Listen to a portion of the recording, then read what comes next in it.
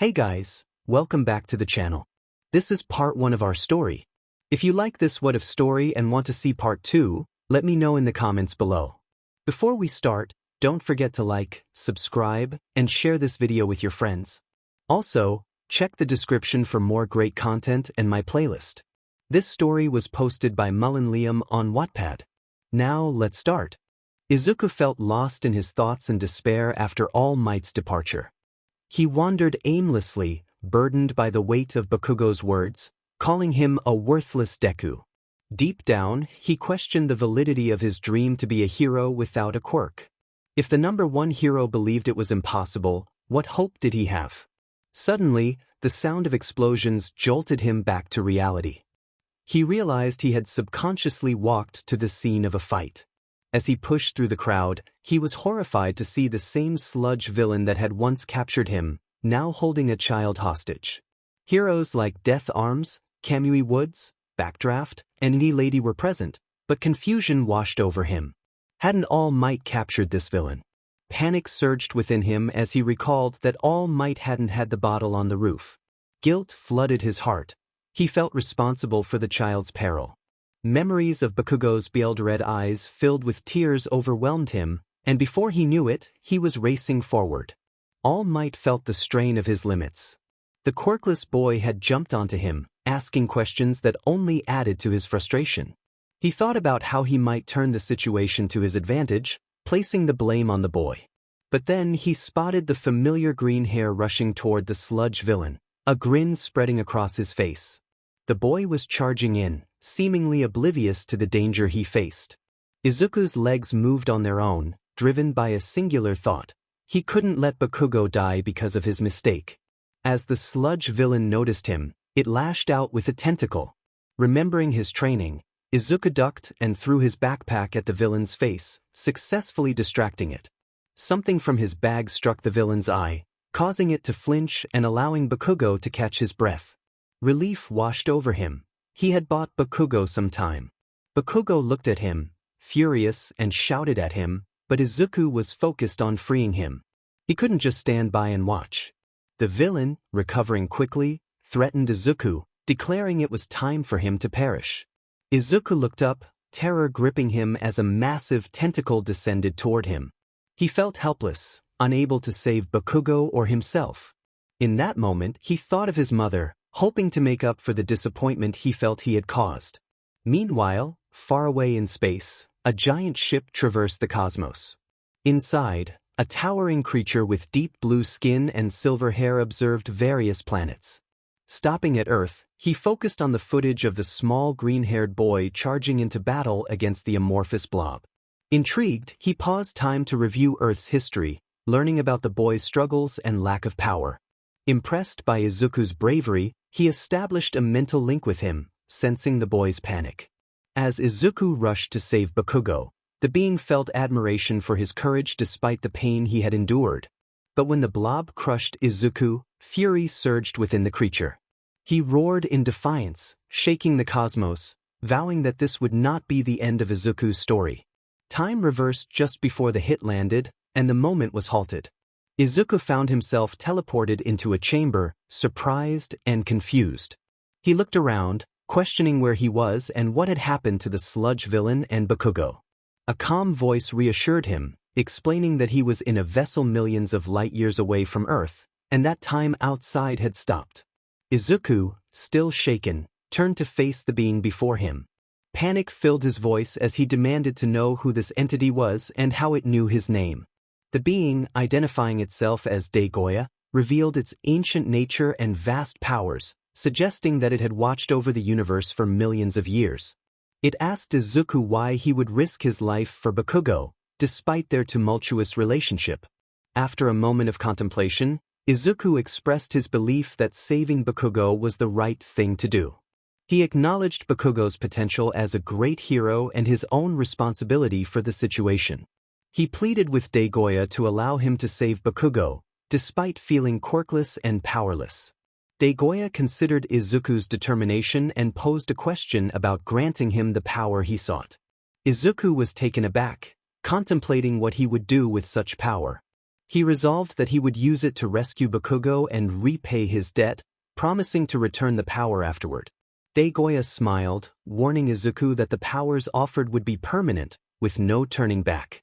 Izuku, filled with conviction, affirmed his willingness to accept any consequences after saving his friend. 𝐀𝐮𝐭𝐡𝐨𝐫 then raised its arm, enveloping Izuku in a brilliant blue light. As the energy coursed through him, Izuku felt an overwhelming surge of power, accompanied by a transformation that left him taller and more muscular than before. In awe of his new form, Izuku questioned the changes he had undergone. 𝐀𝐮𝐭𝐡𝐨𝐫 explained that it had granted him the abilities of legendary warriors from various worlds, making him the most powerful being on Earth. However, it warned him to uphold his oath, as any betrayal would result in the loss of his powers. 𝐀𝐮𝐭𝐡𝐨𝐫 assured Izuku that it would continue to monitor him and provide necessary gifts for his new abilities. With a promise to send him back in a flashy manner, 𝐀𝐮𝐭𝐡𝐨𝐫 encouraged him to save Bakugo. Filled with determination, Izuku vowed to make 𝐀𝐮𝐭𝐡𝐨𝐫 proud and show the world what he could do. In a flash of blue light, Izuku reappeared in front of the sludge villain, roaring with newfound power. As time resumed, he prepared to strike, confident that he would not be stopped. With a powerful swing of his arm, he unleashed a massive blast of energy, sending the villain reeling. In a blinding flash of light accompanied by a mighty roar, All Might felt an immense pressure in the air and looked up in astonishment. Instead of the quirkless boy he expected, a massive giant with long flowing blue hair stood tall, holding the other boy in one hand, frozen in a striking pose. Confusion flooded All Might's mind as he questioned whether the quirkless boy had deceived him or if someone had taken his place. The crowd and fellow pro heroes were equally stunned, their eyes glued to the scene unfolding before them. As the giant began to turn, All Might's anger surged. He recognized the quirkless boy by his distinct green eyes and diamond freckles. Clenching his fists, he struggled to comprehend the situation while watching the boy gently set the other down. Pro heroes rushed to assist, and medical personnel hurried to the fallen boy. The quirkless boy stood calmly in the street, a smile on his face, as the heroes scolded him. He spoke in a deep, steady voice, introducing himself as Izuku Midoriya. He expressed his willingness to accept consequences for saving Bakugo but insisted that he was quirkless, requesting that the heroes focus on the other boy's recovery. All Might and the others were still trying to process the events when Death Arms approached the boy, mentioning the need to investigate further and pulling out court-canceling cuffs. Suddenly, All Might's mind cleared, and he shouted, pointing at the boy, accusing him of causing the earlier chaos. He recalled how the boy had been the one to make All Might drop the container holding the villain. As All Might yelled, the heroes rushed to apprehend the boy and placed him in cuffs, calling for the police. In a blur, Izuku found himself surrounded by a swarm of heroes who tackled him and secured him in cuffs after. A blonde hero pointed him out with a grin.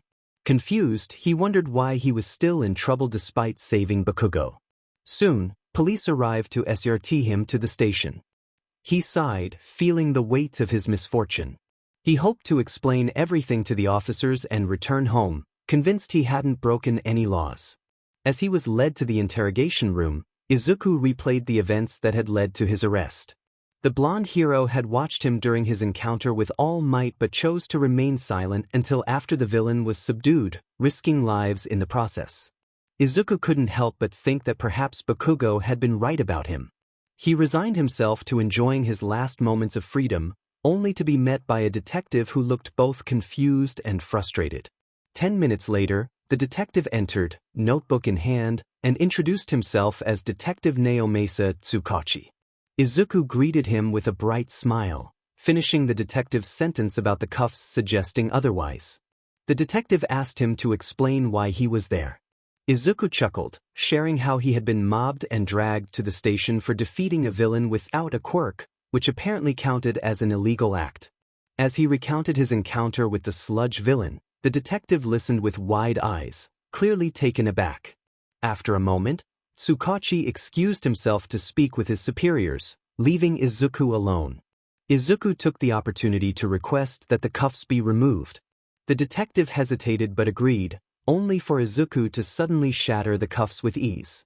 Realizing he should have waited for the detective to uncuff him, he watched as 𝐬𝐿's eyes widened in disbelief.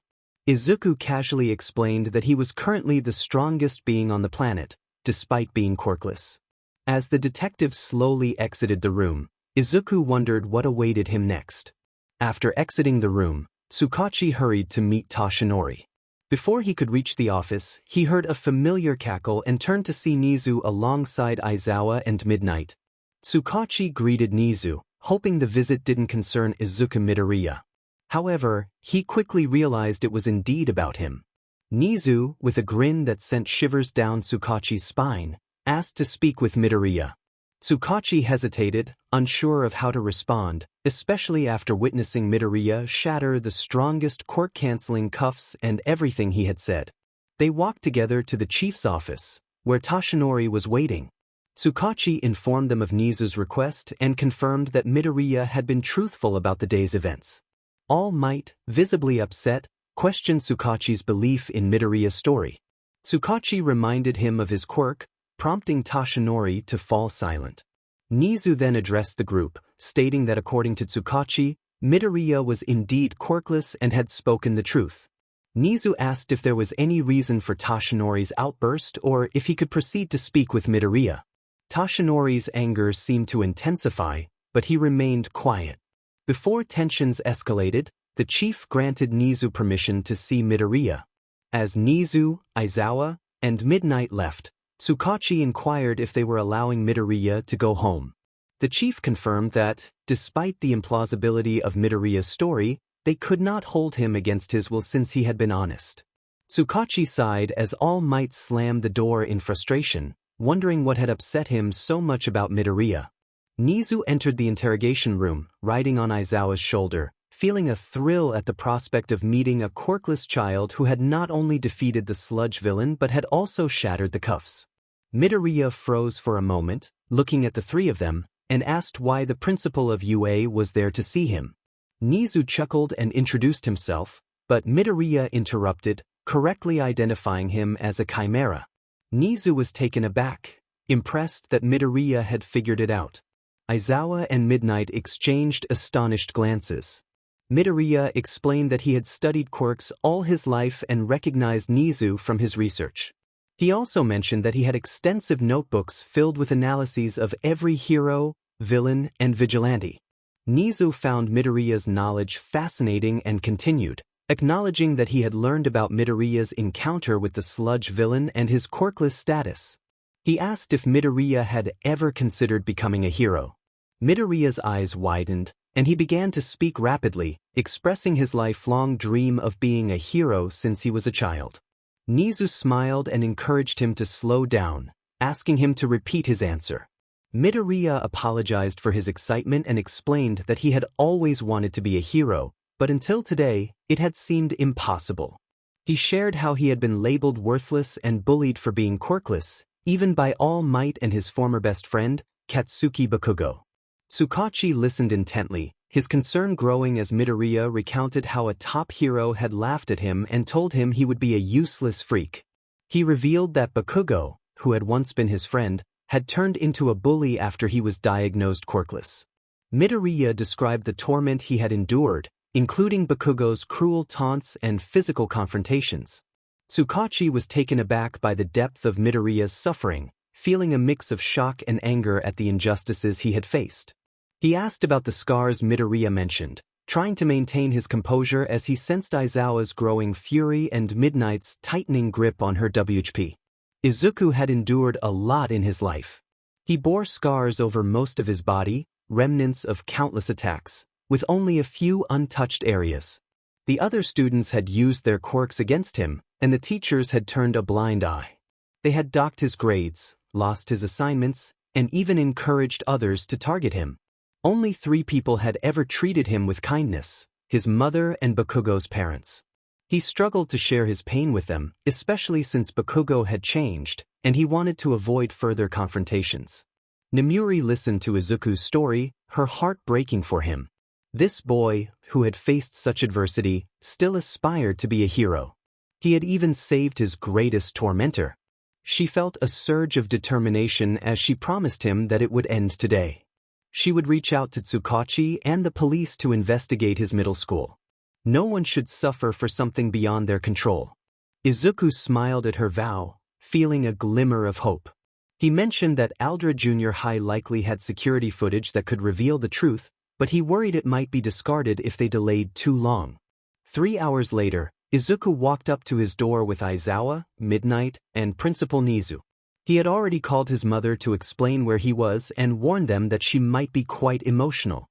As he unlocked the door and opened it, he was suddenly tackled by his mother, who was overwhelmed with tears.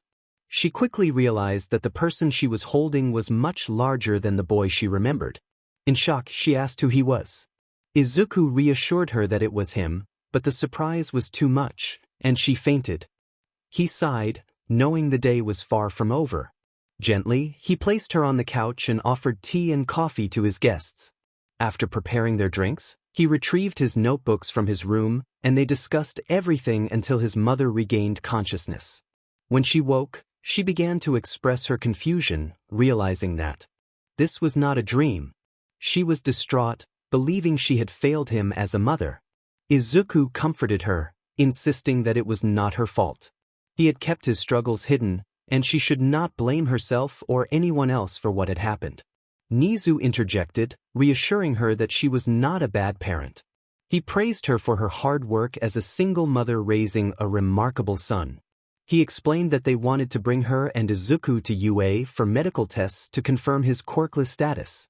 This was necessary to build a case against Aldra and Katsuki Bakugo, ensuring that Izuku's suffering would not be in vain. Mom was stunned to hear how far UA was willing to go for a student who wasn't even enrolled there. She nodded and asked what they needed to do the next day for the tests. Nizu smiled and reassured her that it was just the standard tests to assess young Midoriya's quirk. Hearing this, she smiled and agreed. The teachers spoke with her for a few more minutes before they departed. Sighing with relief, I felt a huge weight lift off my chest.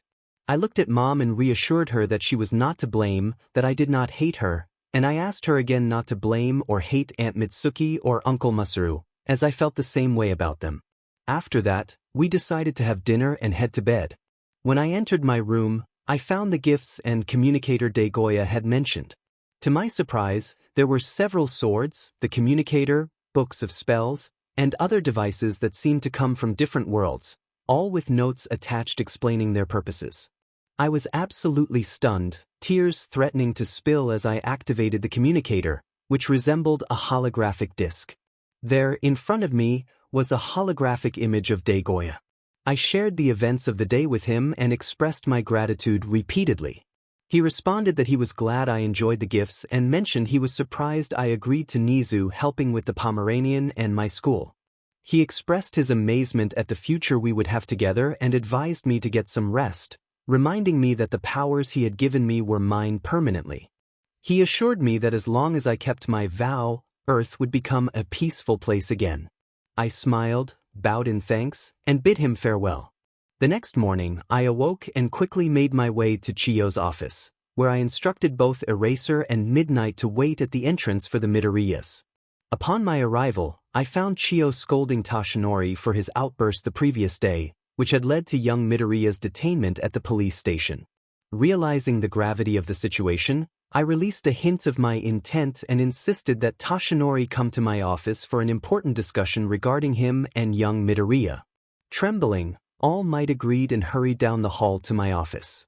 I sighed, commenting to Chiyo that he had really messed up this time. She nodded in agreement, noting that it was an understatement if my insinuations were correct. Chiyo mentioned she was preparing for young Midoriya and his mother's arrival and would handle the tests and results. I chuckled, assuring her that my plans for them were nothing chaotic. I wanted to help them after all they had been through, as I saw a lot of myself in young Midoriya. I wanted him to succeed and improve both his and his mother's lives. As I began to pour her some tea, I chuckled at the stunned look on her face. 30 minutes later, we arrived at the gate to UA, both of us staring in awe at the size of the entrance and the H-shaped building. Mom expressed her amazement, and I laughed as I noticed Ms. Midnight and Eraserhead. Eraserhead greeted us, while Midnight eyed me with a playful gaze. She commented on how handsome young 𝐒𝐮𝐬𝐴 was and invited us to follow her to Recovery Girl for the quirk test. Her teasing made both Mom and me pause, and I felt a bit uneasy. I reassured Mom that they were heroes and that Midnight was just joking, hoping she wouldn't take it too seriously. As we made our way inside, Eraserhead remarked on my perceptiveness, and Midnight playfully acknowledged it. She mentioned that her personality helped catch villains off guard and that with young 𝐒𝐮𝐴's recent transformation, he might attract a lot of attention from girls. Mom lit up at the thought, excitedly suggesting that it meant grandbabies were on the horizon. I felt overwhelmed and faint at the prospect, realizing I had walked right into a trap. I could almost hear the laughter of Mom, Midnight, Nizu, and others echoing in my mind as I tried to regain my composure. As Izuku began to wake up in a bed, he groaned and wondered what had happened. Eraserhead, with a smirk, welcomed him back to reality, explaining that he had fainted after a conversation between Nemuri and his mother about girls and babies. Izuku felt a wave of embarrassment wash over him, wishing that part had been a dream. He looked around the medical office and saw Eraserhead, Midnight, Nizu, Recovery Girl, and his mom. Recovery Girl approached him, introducing herself warmly and stating that they needed to get started with the tests. Izuku listened to his mother and Midnight continue their discussion about girls and babies, his face flushed with embarrassment, while Nizu chuckled at the scene. After the tests were completed, they waited for the results, and Izuku seized the opportunity to chat with Nizu about the various buildings he had seen on his way to the school. Nizu explained their purposes, and Izuku was pleasantly surprised at how many he had guessed correctly. When the results arrived, it was confirmed that he was still quirkless. Nizu, with a serious tone, addressed Izuku and his mother, offering her a position as a nurse at UA alongside Recovery Girl, as well as housing for both of them on campus. Izuku and his mother were taken aback. She had worked tirelessly as a nurse in various hospitals to secure a future for them, and this was an incredible opportunity.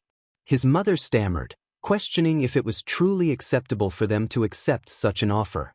Nizu reassured her that it would be no trouble at all, explaining that qualified nurses were hard to come by, and having someone like her would greatly benefit the students.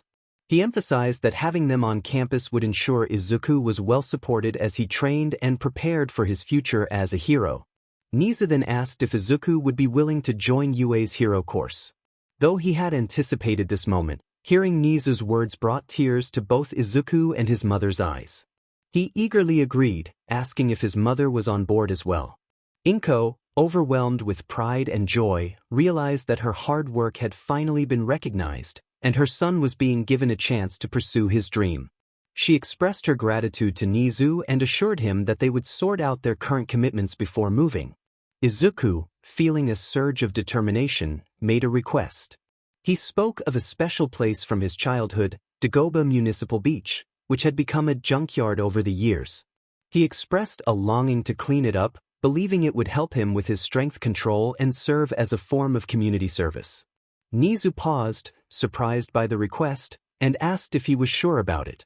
Izuku smiled and explained that while it wasn't necessary, being a hero was about service and self-sacrifice. He wanted to make people happy and show others that even heroes should remain humble and help when they can. His mother and Midnight watched him with tears of pride in their eyes. Nizu nodded in agreement, recognizing the value of Izuku's intentions. He proposed a plan. If Izuku could clean the beach and any other areas around Muzutafu he felt capable of, he could do so over the next 10 months, allowing him to contribute to the community while preparing for his future. Aizawa looked at Izuku with a sense of pride, impressed by his reasoning for wanting to clean the beach by hand. He acknowledged the importance of learning to control his strength to avoid harming others and the environment. Izuku shared that the beach held special memories for him, as it was the last place he felt truly happy with his parents and the Bakugos. He wanted to restore its beauty for everyone who cherished those moments. Nizu smiled fondly as Izuku's mother and Midnight embraced him tightly, nearly squeezing the breath out of him. After they released him, each planted a kiss on his cheek, leaving him blushing and flustered. He realized he had voiced his surprise at Midnight's kiss, which caused her to blush in return. She apologized, overwhelmed in the moment, and the others laughed at the situation. Izuku then asked 𝐻𝐻𝐻𝗔 if they were finished with the tests, to which 𝐻𝐻𝐻𝗔 realized he had one more task for him. He invited Izuku to assist him in the conference room while Eraserhead and Midnight showed his mother around the campus. Izuku nodded at his mom and followed 𝐻𝐻𝐻𝗔. Once in the conference room, the atmosphere shifted. 𝐻𝐻𝐻𝗔 explained that they had found footage of a young girl, around 5 or 6 years old, who appeared to be in distress and possibly taken captive by a Yakuza group. He requested Izuku's help in locating her, emphasizing the importance of this mission. Izuku paused, recalling a dream he had the night before about a girl matching that description, panicking in an alleyway. He described her appearance and the fear he sensed in her. 𝐻𝐻𝐻𝗔 was taken aback by Izuku's knowledge and asked if he had seen her. Izuku shared his dream, expressing his belief that it was a premonition and that he was meant to save her. He felt a deep connection to the girl and vowed to bring justice to those who had harmed her. 𝐻𝐻𝐻𝗔 stood proudly, affirming that this was Izuku's first test on his journey to becoming a hero. He offered a communicator for emergencies and assured Izuku that Aizawa and Vlad King would monitor the alleys for any signs of the girl. Izuku left UA with a smile, but his mind was consumed with thoughts of the mission ahead. He felt a strong determination to rescue the girl, even if he had to put himself in danger. His mother interrupted his thoughts, reminding him of a conversation they had when he was younger about his dreams of becoming a hero. She expressed her unwavering belief in him, emphasizing that he was already her hero. Izuku felt a surge of emotion, realizing how much his mother's words had motivated him throughout his struggles. He revealed that he knew her maiden name and connected it to her mother, Paragon. His mother was surprised, and they shared a moment of nostalgia. She mentioned that her mother had a grave, which they could visit, as it had been kept secret by her former partners, 𝐀𝐮𝐭𝐡𝐨𝐫 and All Might. Izuku promised his mother that they would visit her grave, cherishing the connection to his family and the legacy of heroism that inspired him.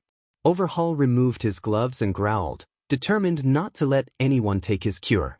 He needed it to rid the world of quirks, and he ordered his men to attack. As they rushed toward him, he turned and sprinted down the street, grabbing the hero communicator to contact the UA hero staff. He was faster than his pursuers, but he needed to find a place to hide and protect Eri so he could explain the situation.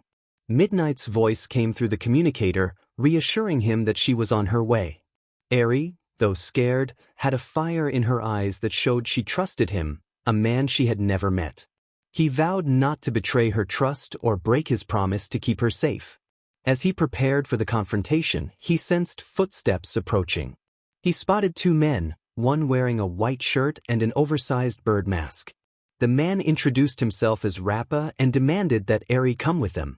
Midoriya stood firm, smirking as he declared that Eri would stay with him. Rappa lunged forward, but Midoriya swiftly countered with a powerful punch that sent Rappa reeling. Before he could advance, a golden barrier appeared, and another man insisted that Eri was coming with them. Midoriya smiled, flicking his finger to shatter the barrier just as Rappa regained his footing. Rappa charged again, but Midoriya kept Eri secure in his arm while throwing punches with his DMNT hand. Rappa dodged, but Midoriya could see the barrier user behind him. He snarled at them, realizing they were wasting time. With a powerful haymaker, he shattered the shield and sent both men crashing into a wall. He turned and ran down another alley, hearing more footsteps approaching. Suddenly, a projectile whizzed past his head, followed by gunfire. A cloaked man asked for his name, and without thinking, he replied, revealing his identity. The man, 𝐀𝐮𝐭𝐡𝐨𝐫, laughed and revealed his quirk, which allowed him to extract information from people. Angered, Midoriya declared he was quirkless but ready to take on Overhaul's right-hand man. In a flash, he charged forward, delivering a powerful kick that sent 𝐀𝐮𝐭𝐡𝐨𝐫 flying. As he turned to escape, he found himself face-to-face with a giant wearing a bird mask, along with Overhaul and another man in a white cloak. Overhaul demanded his cure back or threatened death. Midoriya responded defiantly, refusing to comply. The giant lunged at him, using his quirk to absorb energy and grow larger. Midoriya countered with an uppercut, but Overhaul retaliated by causing the ground to explode, sending spikes toward Eri. Furious, Midoriya realized Overhaul had targeted a child. He reached into his pocket dimension and pulled out two massive swords, securing 𝐻𝐮𝐬𝐴 on his back. Overhaul screamed for his partner to shoot 𝐻𝐮, but Midoriya launched the giant at the two men. While Overhaul dodged, the other man was knocked out cold. As Midoriya prepared for the next attack, he saw 𝗎𝗎𝗄 charging at him. He raised his swords, warning that their tricks would not work on him. When 𝗎𝗎𝗄 fired his gun, Midoriya raised one of his blades to deflect the bullets while charging energy into his other sword. He unleashed a beam that surprised both opponents, causing Overhaul to rage in confusion. Midoriya declared his intent to save 𝐻𝐮, and as Overhaul attempted to rush 𝗎𝗎𝗄, Midoriya fired another beam, sending 𝗎𝗎𝗄 crashing into a wall. Overhaul, furious, fused with 𝗎𝗎𝗄, gaining additional arms and a more monstrous appearance. He boasted about his newfound strength and threatened to take 𝐻𝐮 from him. Despite the odds, Midoriya reassured 𝐻𝐮 that he had the power to protect her, igniting a spark of hope in her eyes. Together, they would face the challenges ahead. A smirk crossed my face as I noticed Overhaul's fury intensifying. I charged at him, employing my sword techniques to launch blade beams in his direction. He managed to block the beams and redirect the force back at me, but not without consequence. He lost his new arms in the process. Breathing heavily, he glared at me, a fierce snarl on his lips. He seemed to taunt me, confident in his strength. Before I could respond, he activated his quirk on the giant, and I was thrown back by the powerful energy released as it fused the three men together. Time skipped to 11 p.m. Izuku. Midoriya couldn't sleep. He had seen her again, more vividly this time. He could even hear her voice, pleading for help. The last words he heard before waking up were a desperate call for rescue. He rushed to the bathroom, splashing water on his face as he stared into the mirror, taking in his long, spiky blue hair and diamond freckles. He glared at his reflection, determination surging within him. No child should endure such suffering. He silently vowed to make his mentor, 𝐻𝗎𝐽, proud that night. He would go beyond his limits. Just then, his communicator to 𝐻𝗎𝐽 activated. The voice of his mentor echoed in his mind, questioning his resolve. Would he save the child or abandon her? That single message ignited a fire within him. He quickly gathered some clothes from the pocket dimension he had created using his powers. Opening his window, he leaped out, landing softly on the ground. He felt a pang of guilt for potentially causing trouble for Aizawa-sensei, but he had to act. He began searching the nearby alleys, growing increasingly frustrated after an hour of searching. Just as he was about to give up, he heard a bottle shatter against a wall. Rounding the corner, he was met with a chilling sight. 𝐻𝐮 was there, running from a tall man in a plague mask, wearing gloves and a green jacket adorned with purple fur. The man's voice was cold as he called out to her, warning that every time she ran, someone was hurt. Izuku felt a surge of urgency as a message echoed in his mind, urging him to save her. He spotted 𝐻𝐮 darting down an alley and quickly followed, moving as quietly as possible. He could hear the soft patter of her bare feet, and he knew he was close. Suddenly, 𝐻𝐮 collided with him, falling to the ground. He looked down into her ruby eyes and noticed her horn. He introduced himself, assuring her that he was there to save her. Her eyes lit up with hope as she reached for his hand. He knelt down, pulling her into a comforting hug, promising that no villain would ever harm her again. 𝐻𝐮's broken speech tugged at his heart as she asked if she would be safe with him. He reaffirmed his vow to protect her. But as he stood up, dread filled him when he spotted the man at the end of the street, flanked by several others. The man's voice dripped with malice as he claimed 𝐻𝐮 belonged to him. 𝐻𝐮 clung to Izuku, trembling. He clenched his jaw, standing tall against the threat. He declared that he would not allow anyone to hurt her again. A mental message urged him to defeat Kai Chisaki, also known as Overhaul. Izuku growled, confronting the villain and demanding he leave 𝐻𝐮 alone. He warned that if the man tried to take her, he would show no mercy. 𝐻𝐮's trust in him ignited a fire within her, and she declared that she felt safe with him. Meanwhile, Midnight, Aizawa, and Mike were racing to reach Izuku when a massive energy blast nearly sent them off the road. Mike exclaimed in shock at the sight of a giant creature ahead. 𝐻𝐮𝐬𝐴 bluntly noted that they had found their problem child, and they jumped out of the car, rushing toward the unfolding battle. Izuku faced 𝐻𝐵, who had transformed into a monstrous creature.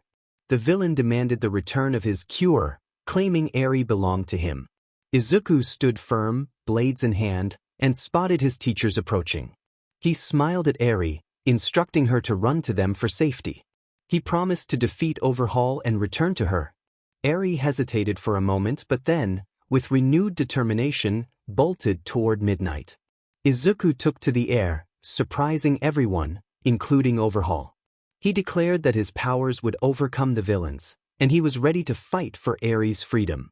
I blasted off at full speed, glowing a brilliant blue with energy radiating from me. As I slashed at the first target in sight, 𝐻𝐵 roared and swung at me. I fired several blade beams while circling him in the night sky. 𝐻𝐵 would never get his hands on 𝐴𝐵 again. She was under my protection. No man, god, devil, or villain would ever harm my snowball again. With determination, I placed my swords back into the pocket dimension and raised both hands, unleashing a powerful attack called Lightning Web of Decimation. Massive bolts of blue and white lightning shot out, arcing around 𝐻𝐵. He screamed as the bolts tightened, causing him immense pain and tearing away chunks of his form. Desperate to escape, 𝐻𝐵 began to change his shape. I released my attack and let my energy flare up, forming a massive ball of energy in front of me. This wouldn't kill him, but I wouldn't want to be in his skin for the next 35 years. With a smile, I hurled the energy ball, shouting Bloodridge's beam of torment. The blue-white sphere transformed into a giant laser beam aimed directly at 𝐻𝐵's chest, blasting him down onto the road. Despite the pain, he struggled to rise. I descended, fists facing forward, and unleashed a powerful strike to his face, creating a sonic boom. Finally, I landed on the ground, turning to face 𝐻𝐵, who lay defeated alongside his men. Suddenly, I heard 𝐴𝐵 and Midnight calling my name. I reassured them that I was okay, promising 𝐴𝐵 that 𝐻𝐵 would never harm her again. The teachers rushed over just as the police and other heroes arrived. Then I heard it, a helicopter. Panic set in as I realized it was a news chopper. Izuku must have sensed the situation, using his scarf to pull me toward the teachers, instructing Midnight and me to get to her car and take 𝐴𝐵 to her while he and Mike handled the media and police. Never doubting me for a second, Izuku encouraged me to take care of my snowball. I froze, surprised by his words. Midnight wasted no time, grabbing my hand and pulling me toward her car as fast as we could. She praised me for saving 𝐴𝐵, pulling me into a hug that caught me off guard. In an instant, I found myself face-first against her. 𝐴𝐵 buried her face into my chest, tears filling her eyes as she expressed her gratitude. Midnight realized my discomfort and let me go, blushing as she started the car. We sped off to Yue, and she teased me about enjoying the moment, making my face turn a deep shade of red. Without thinking, I hugged 𝐴𝐵 tighter and joked about needing a warning next time. I immediately regretted my words, apologizing as Midnight blushed too, uncertain about the future. My mind suddenly went blank, and the last thing I remembered was falling forward, feeling something soft beneath my face. From Midnight's perspective, I noticed that Midoriya had passed out, falling face-first into my chest. It was amusing, but I couldn't help but feel a little flustered. 𝐴𝐵, still hugging him tightly, asked why he was sleeping on my chest. I quickly reassured her that he was just tired from fighting 𝐻𝐵 and his crew. 𝐴𝐵 seemed to relax, holding on to him as if he were a lifeline. I adjusted Midoriya in his seat, but as we took a turn, he fell against me again. I muttered to myself, joking about how it felt like he had a lock on my chest. 𝐴𝐵 giggled, commenting that he liked my chest pillows. I stammered in response, trying to ignore the awkwardness of the situation. As we drove, I focused on getting to Yue, but every bump in the road made it harder to concentrate. I cursed my hero persona for making me aware of how awkward this was. Just a few more blocks, I told myself, trying to keep my composure. But as I hit a big bump, Midoriya's mouth fell open, and I felt a strange sensation that made me blush. I had to keep it together, we were almost. I reminded myself that Midoriya was still a version, and this was a unique situation for me as well. I had never been in a position like this, and I hoped we would make it to UA without any more embarrassing moments. Izuku was surprised to learn that his mother was also present.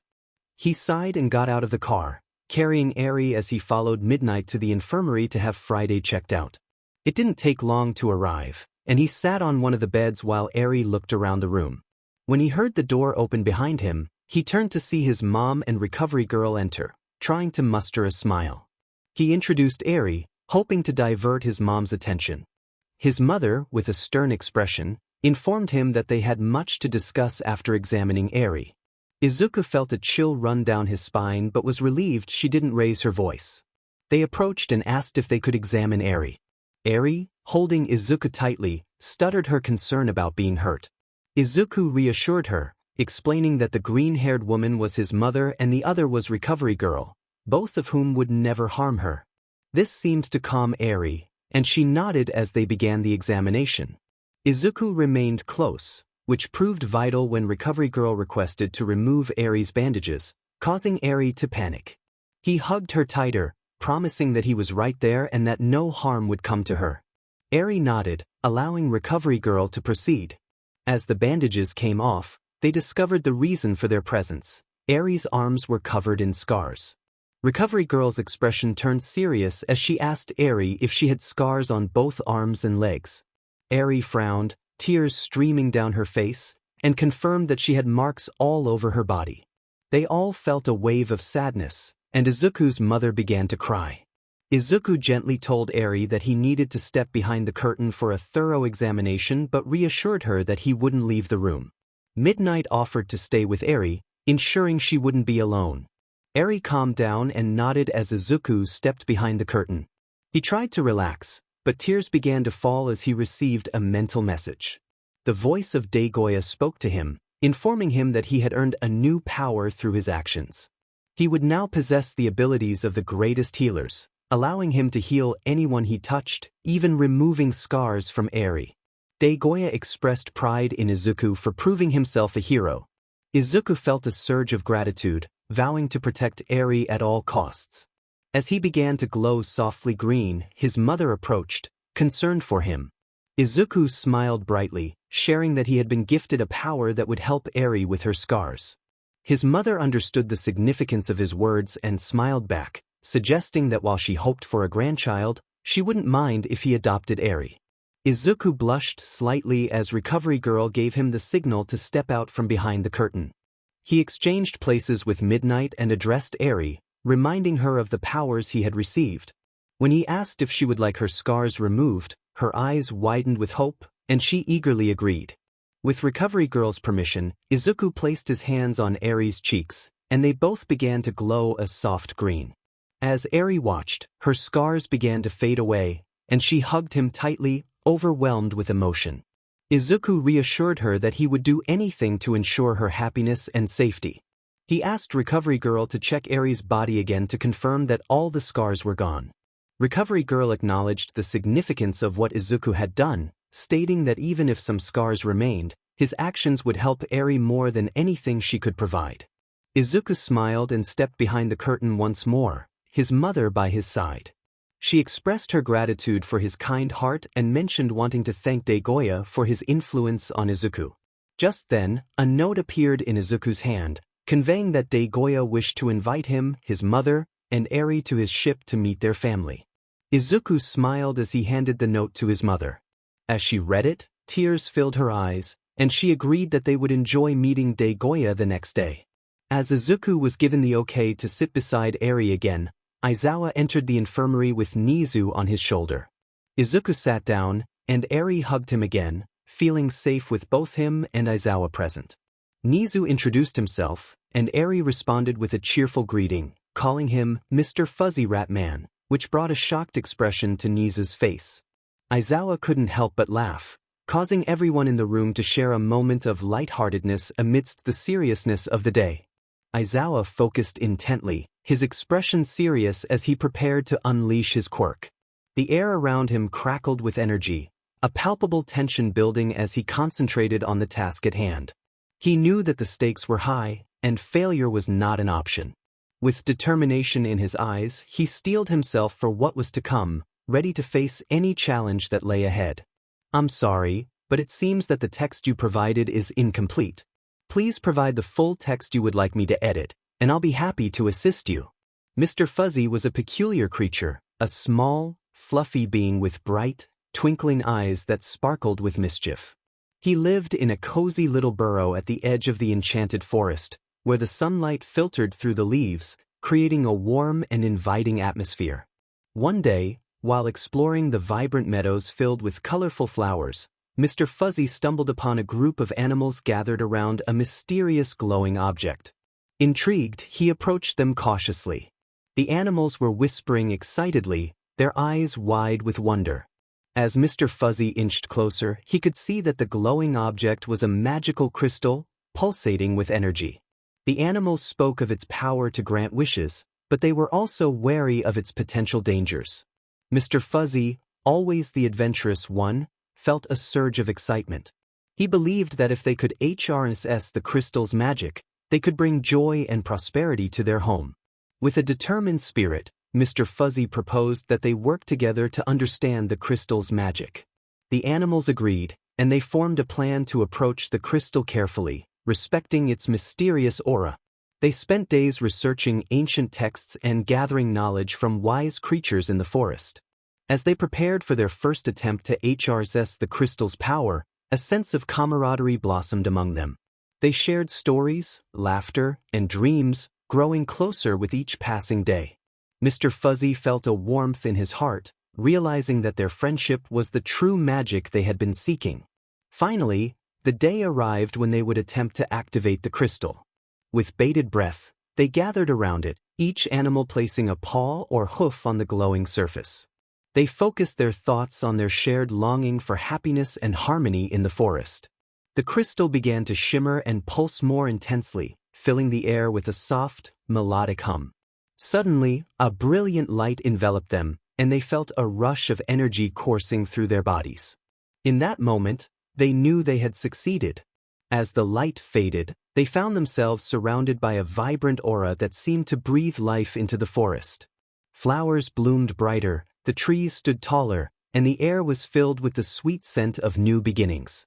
Mr. Fuzzy and his friends celebrated their achievement, realizing that their unity and friendship had unlocked the true power of the crystal. From that day on, the enchanted forest thrived, and Mr. Fuzzy became a beloved figure among the animals. He taught them that the greatest magic of all was the bond they shared, and together, they continued to explore the wonders of their world, always ready for the next adventure. Eri felt a mix of emotions as the Night Lady drove her and Izuku to a large building. Izuku remained asleep against the Night Lady, and Eri found comfort in hugging him tightly. Tears streamed down her face, though she didn't understand why. She turned to the Night Lady and asked why she was crying while holding Izuku. A sudden bump in the road made her notice the Night Lady's strange reaction when Izuku nuzzled against her. The Night Lady's face turned red as she explained that Izuku had saved Eri, and those tears were a sign of happiness. She introduced herself as Namuri Kayama, or Midnight, and asked Eri for her last name. Eri shook her head, saying she only knew herself as Eri and didn't understand what a last name was or what a hero meant. She felt sad, worried that she might upset Zuku's friends, fearing they could hurt her like Overhaul did. Midnight reassured her that she had done nothing wrong and that they would see a kind nurse and doctor to ensure she was okay. She mentioned that the nurse was actually Zuku's mother, which made Eri feel a bit more at ease, trusting them because Zuku did. Eri admitted she didn't know what a mother was, but if she was a friend of Zuku's, she would trust her too. She asked if Izuku would be with her while they saw the nurse and doctor. Midnight felt a rush of emotions when Eri asked if she was her mother. She smiled and blushed, trying to understand why Eri would think that. Eri looked up at her, attempting a small smile, which made Midnight feel both sad and angry at what Overhaul had done to this innocent girl. Eri explained that Midnight made her feel safe during Zuku's fight with Overhaul and wondered if it was wrong to call her mom. Midnight reassured her that they didn't know who Eri's mother was yet, but they had plenty of time to figure it out. She pointed out the large building ahead, explaining that it was UA, where they needed to go to the medical wing. Midnight parked the car and gently woke Izuku, telling him they had arrived at 𝐬𝐮𝐬𝐴. Izuku began to stir and slowly remembered the events leading them there, expressing his surprise at being at 𝐬𝐴 High School, where Midnight and the other heroes worked. Eri, excited to see Izuku awake, asked if he enjoyed sleeping on Midnight's chest, which caught him off guard. Midnight quickly stepped out of the car, trying to redirect their attention by asking Eri if she was ready to see the nurse and doctor. Izuku, still processing everything, focused on the mention of the nurse, and Midnight smiled, knowing that Izuku's mother would be there to help them.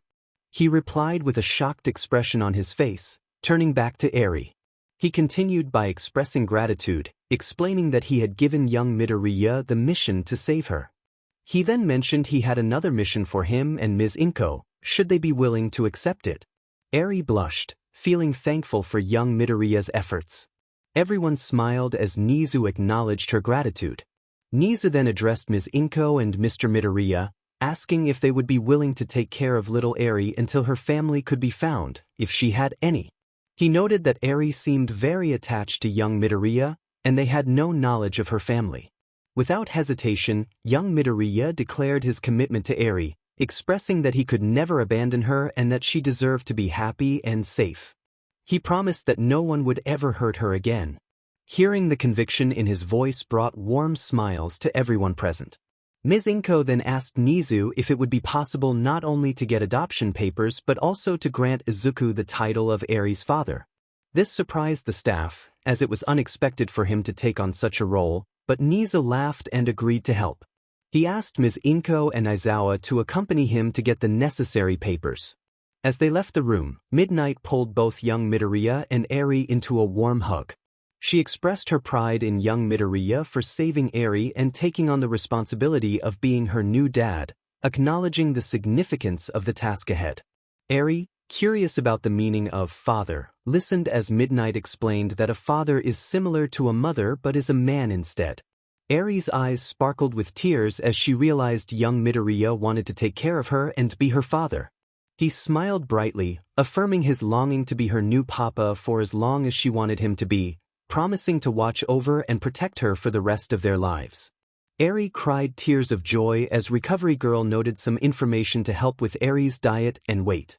Not long after, Ms. Inko and Aizawa returned while Nizu remained behind to handle paperwork. Young Midoriya was informed that he could choose to become Eri's father by signing a paper, which would officially bring her into the 𝐶𝐮𝐬𝐴 family. He smiled and signed the document, though Aizawa raised an eyebrow at the mention of the 𝐶𝐮𝐬𝐴 name.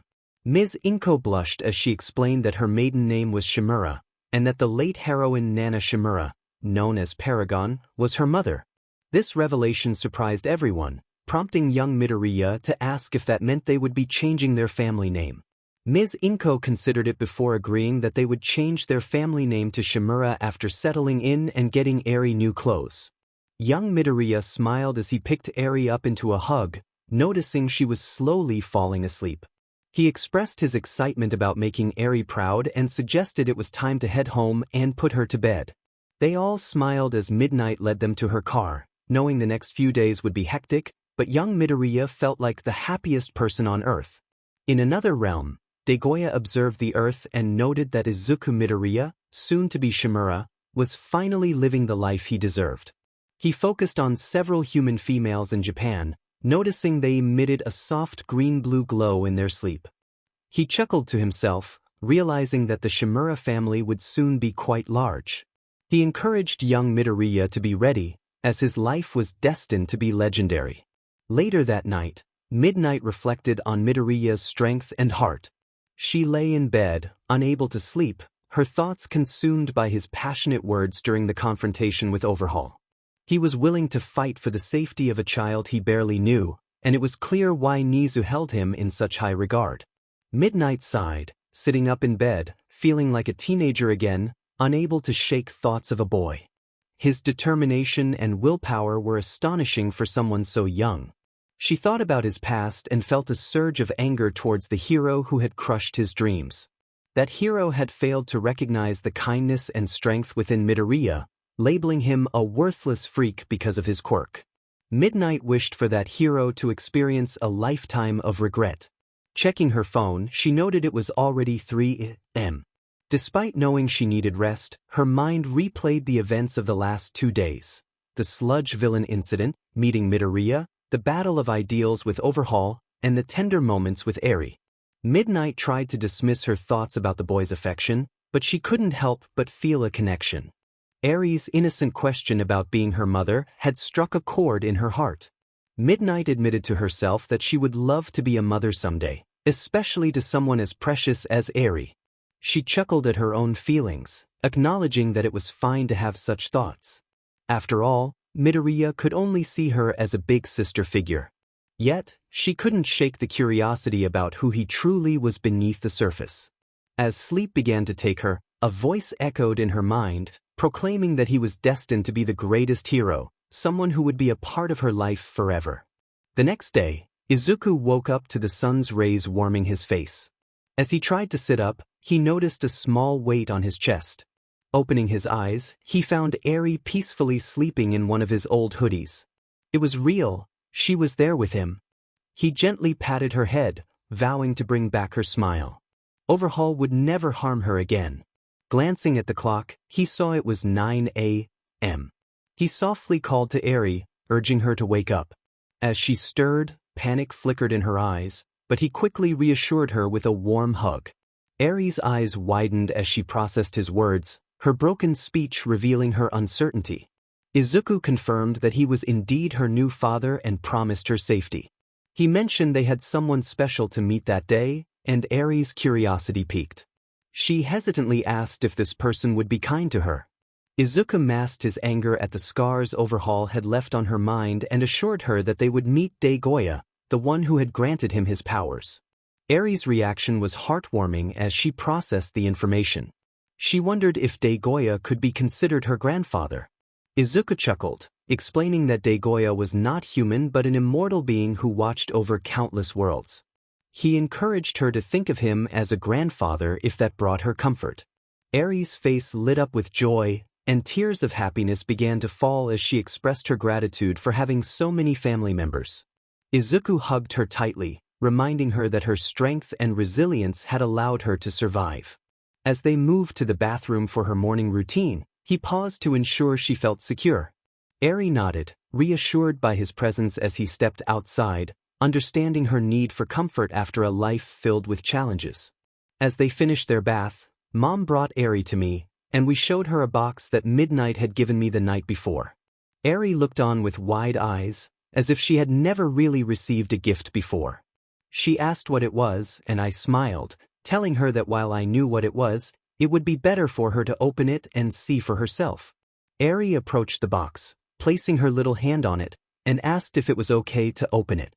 Mom and I put a hand on each of her shoulders, reassuring her that it was perfectly fine, as Midnight had said so.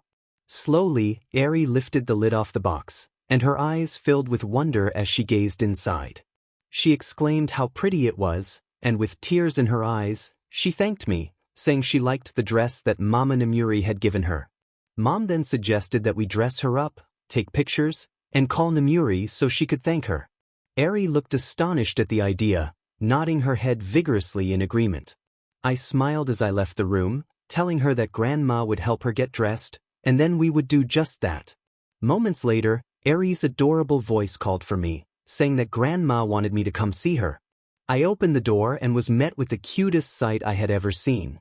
Eri was looking at her little feet, shuffling nervously in her new clothes, awaiting my reaction. I marveled at her beauty, thinking that we had just adopted an actual angel. I could hardly contain my excitement as I told her how appealing she looked and that we definitely needed to take pictures and thank Midnight. Eri looked stunned, her head shooting up to meet my gaze, her cheeks flushed.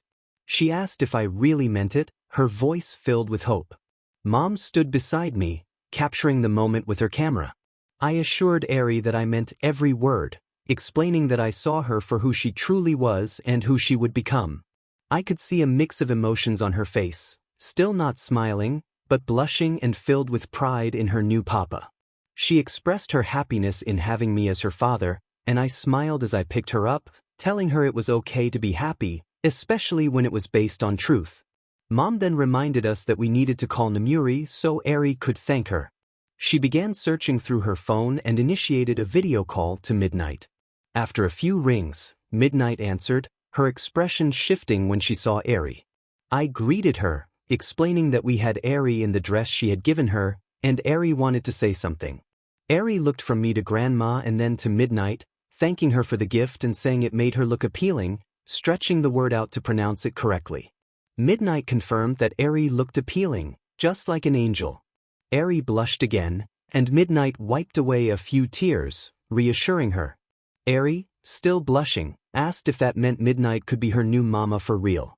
This innocent question caught both me and Midnight off guard, leading to a moment of stunned silence. Mom, trying to hold back her laughter, remarked that Eri had broken us.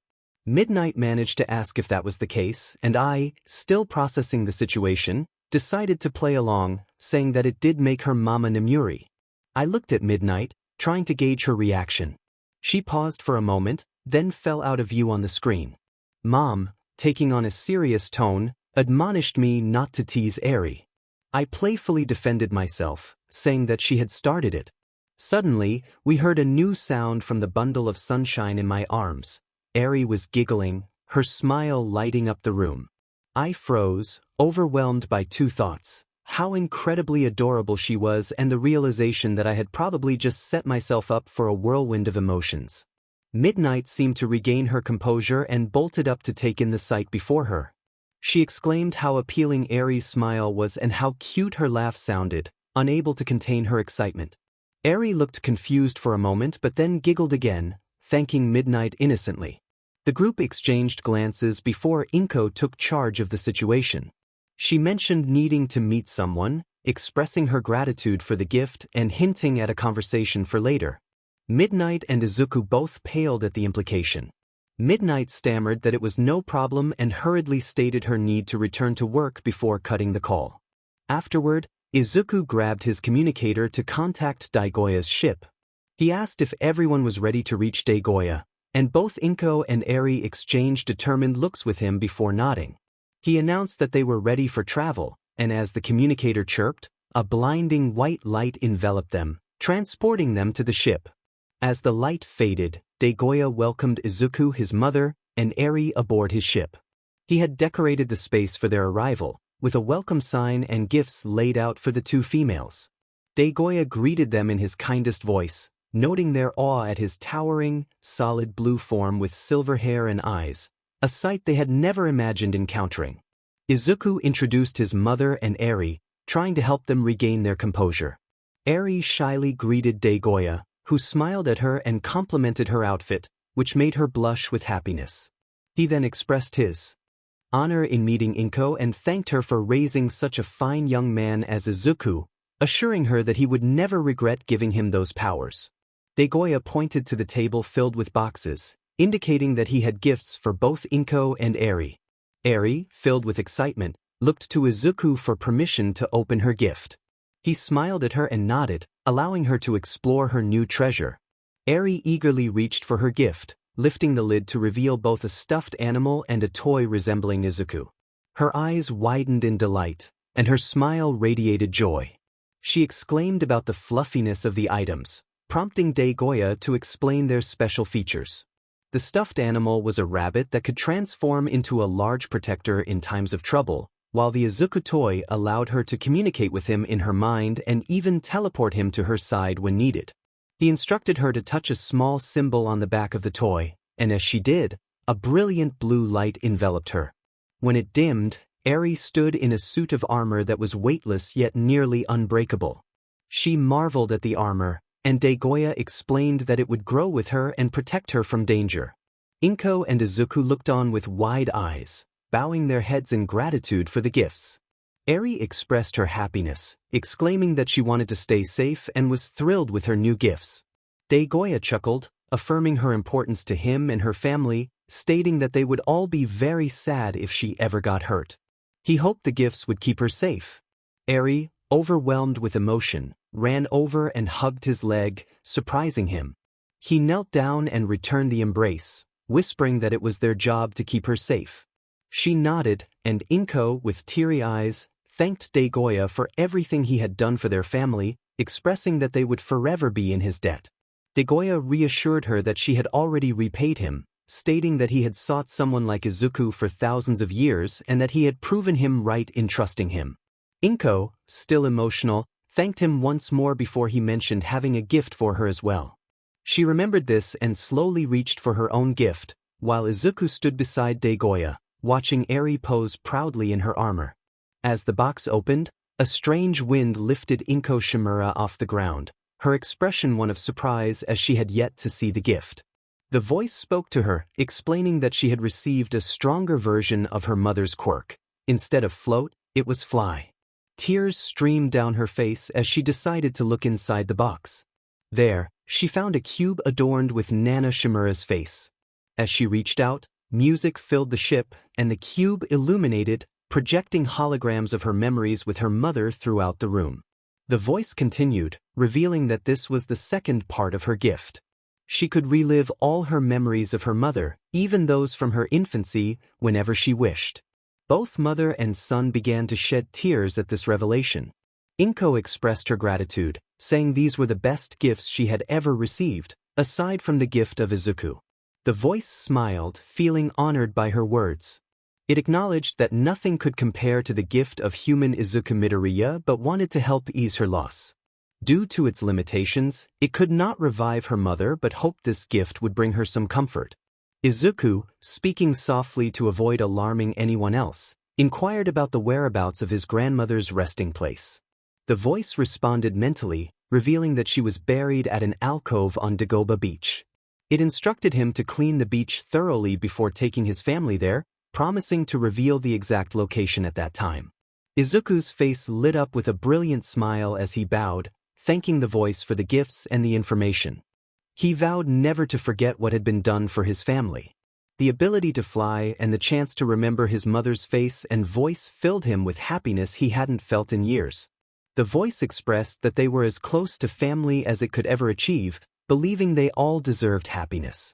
With its small tokens, it felt a sense of joy as well. They continued to talk for a while, watching little armored Eri run around the ship. Suddenly, an image flashed in the voice's mind, indicating that someone important to Izuku's future was in danger. It addressed him urgently, stating that a young woman with a shared past was in peril. She was hiding in a plane flying to Japan, which was losing fuel and descending rapidly. The voice could teleport Izuku near the plane but warned him that it was being pursued by several attacking planes and a giant creature. If no one knew she was there and the plane was destroyed, she would be lost.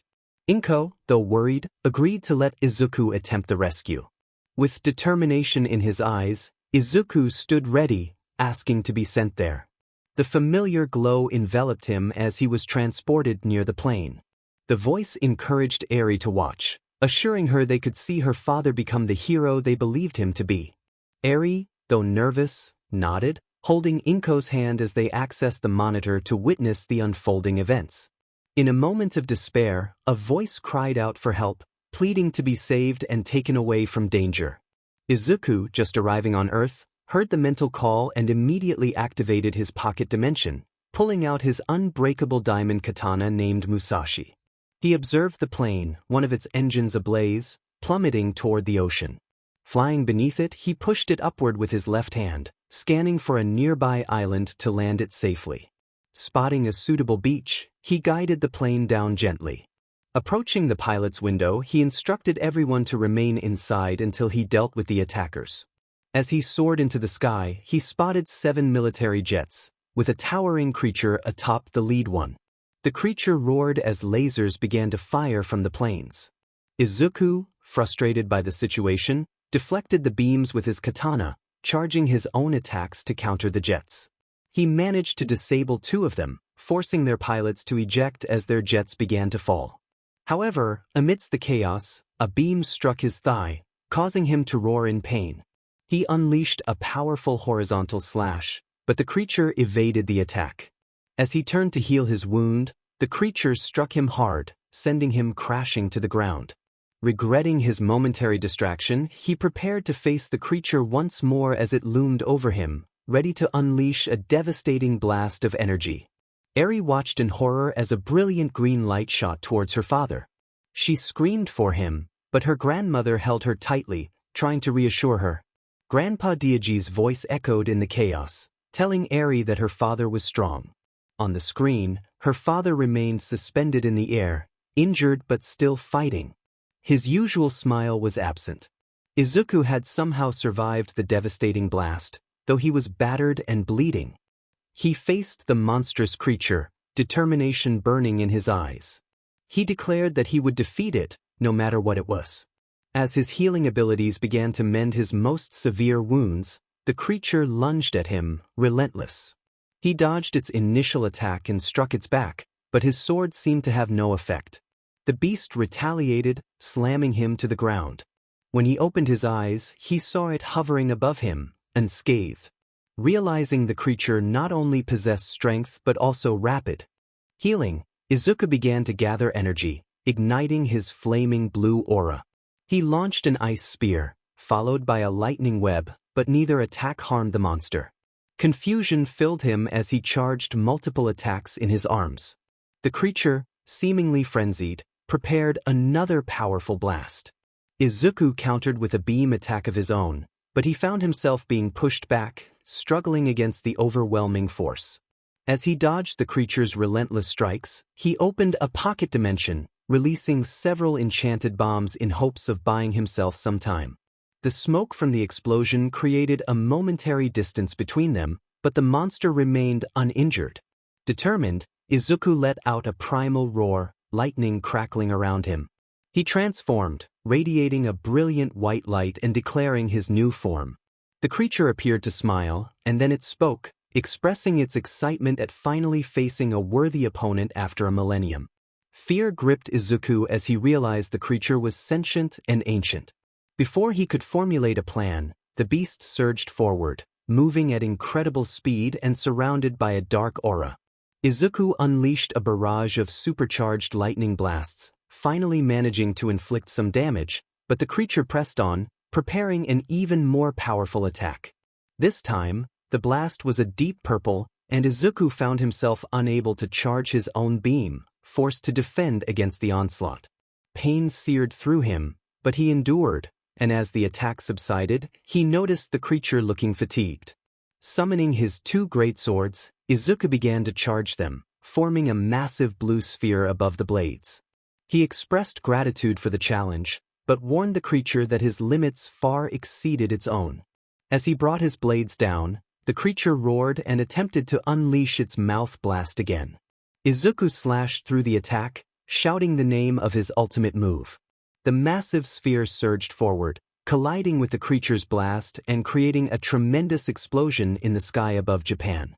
Eri anxiously asked her grandfather if her father had won and if he was okay. The blinding light made it hard to see, but her grandfather smiled reassuringly. As the explosion subsided, Izuku descended towards the remnants of the creature, his blades ready for any surprise. To his shock, the creature coughed, acknowledging him as a true challenge. It warned him that its brothers would seek revenge in a year, wishing him luck in saving the world. Exhausted but resolute, Izuku watched as the creature disintegrated into dust.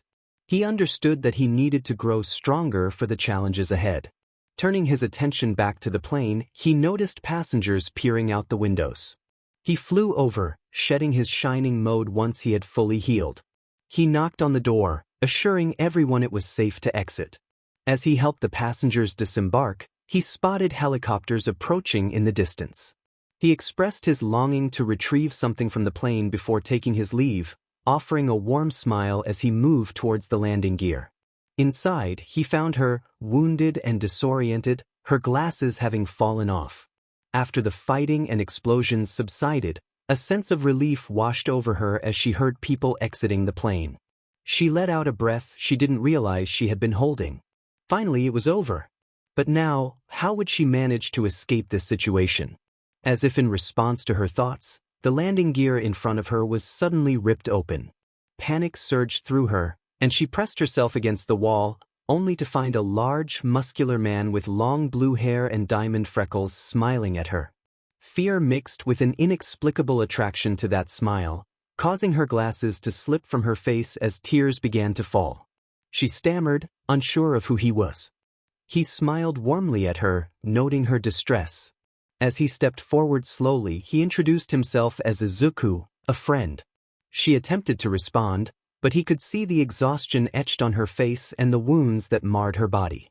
She began to sway, and he rushed forward to catch her. As he picked up her glasses, she asked if he was a god. He chuckled lightly and explained that he was just an ordinary quirkless kid, though he knew of a being that could be considered a god.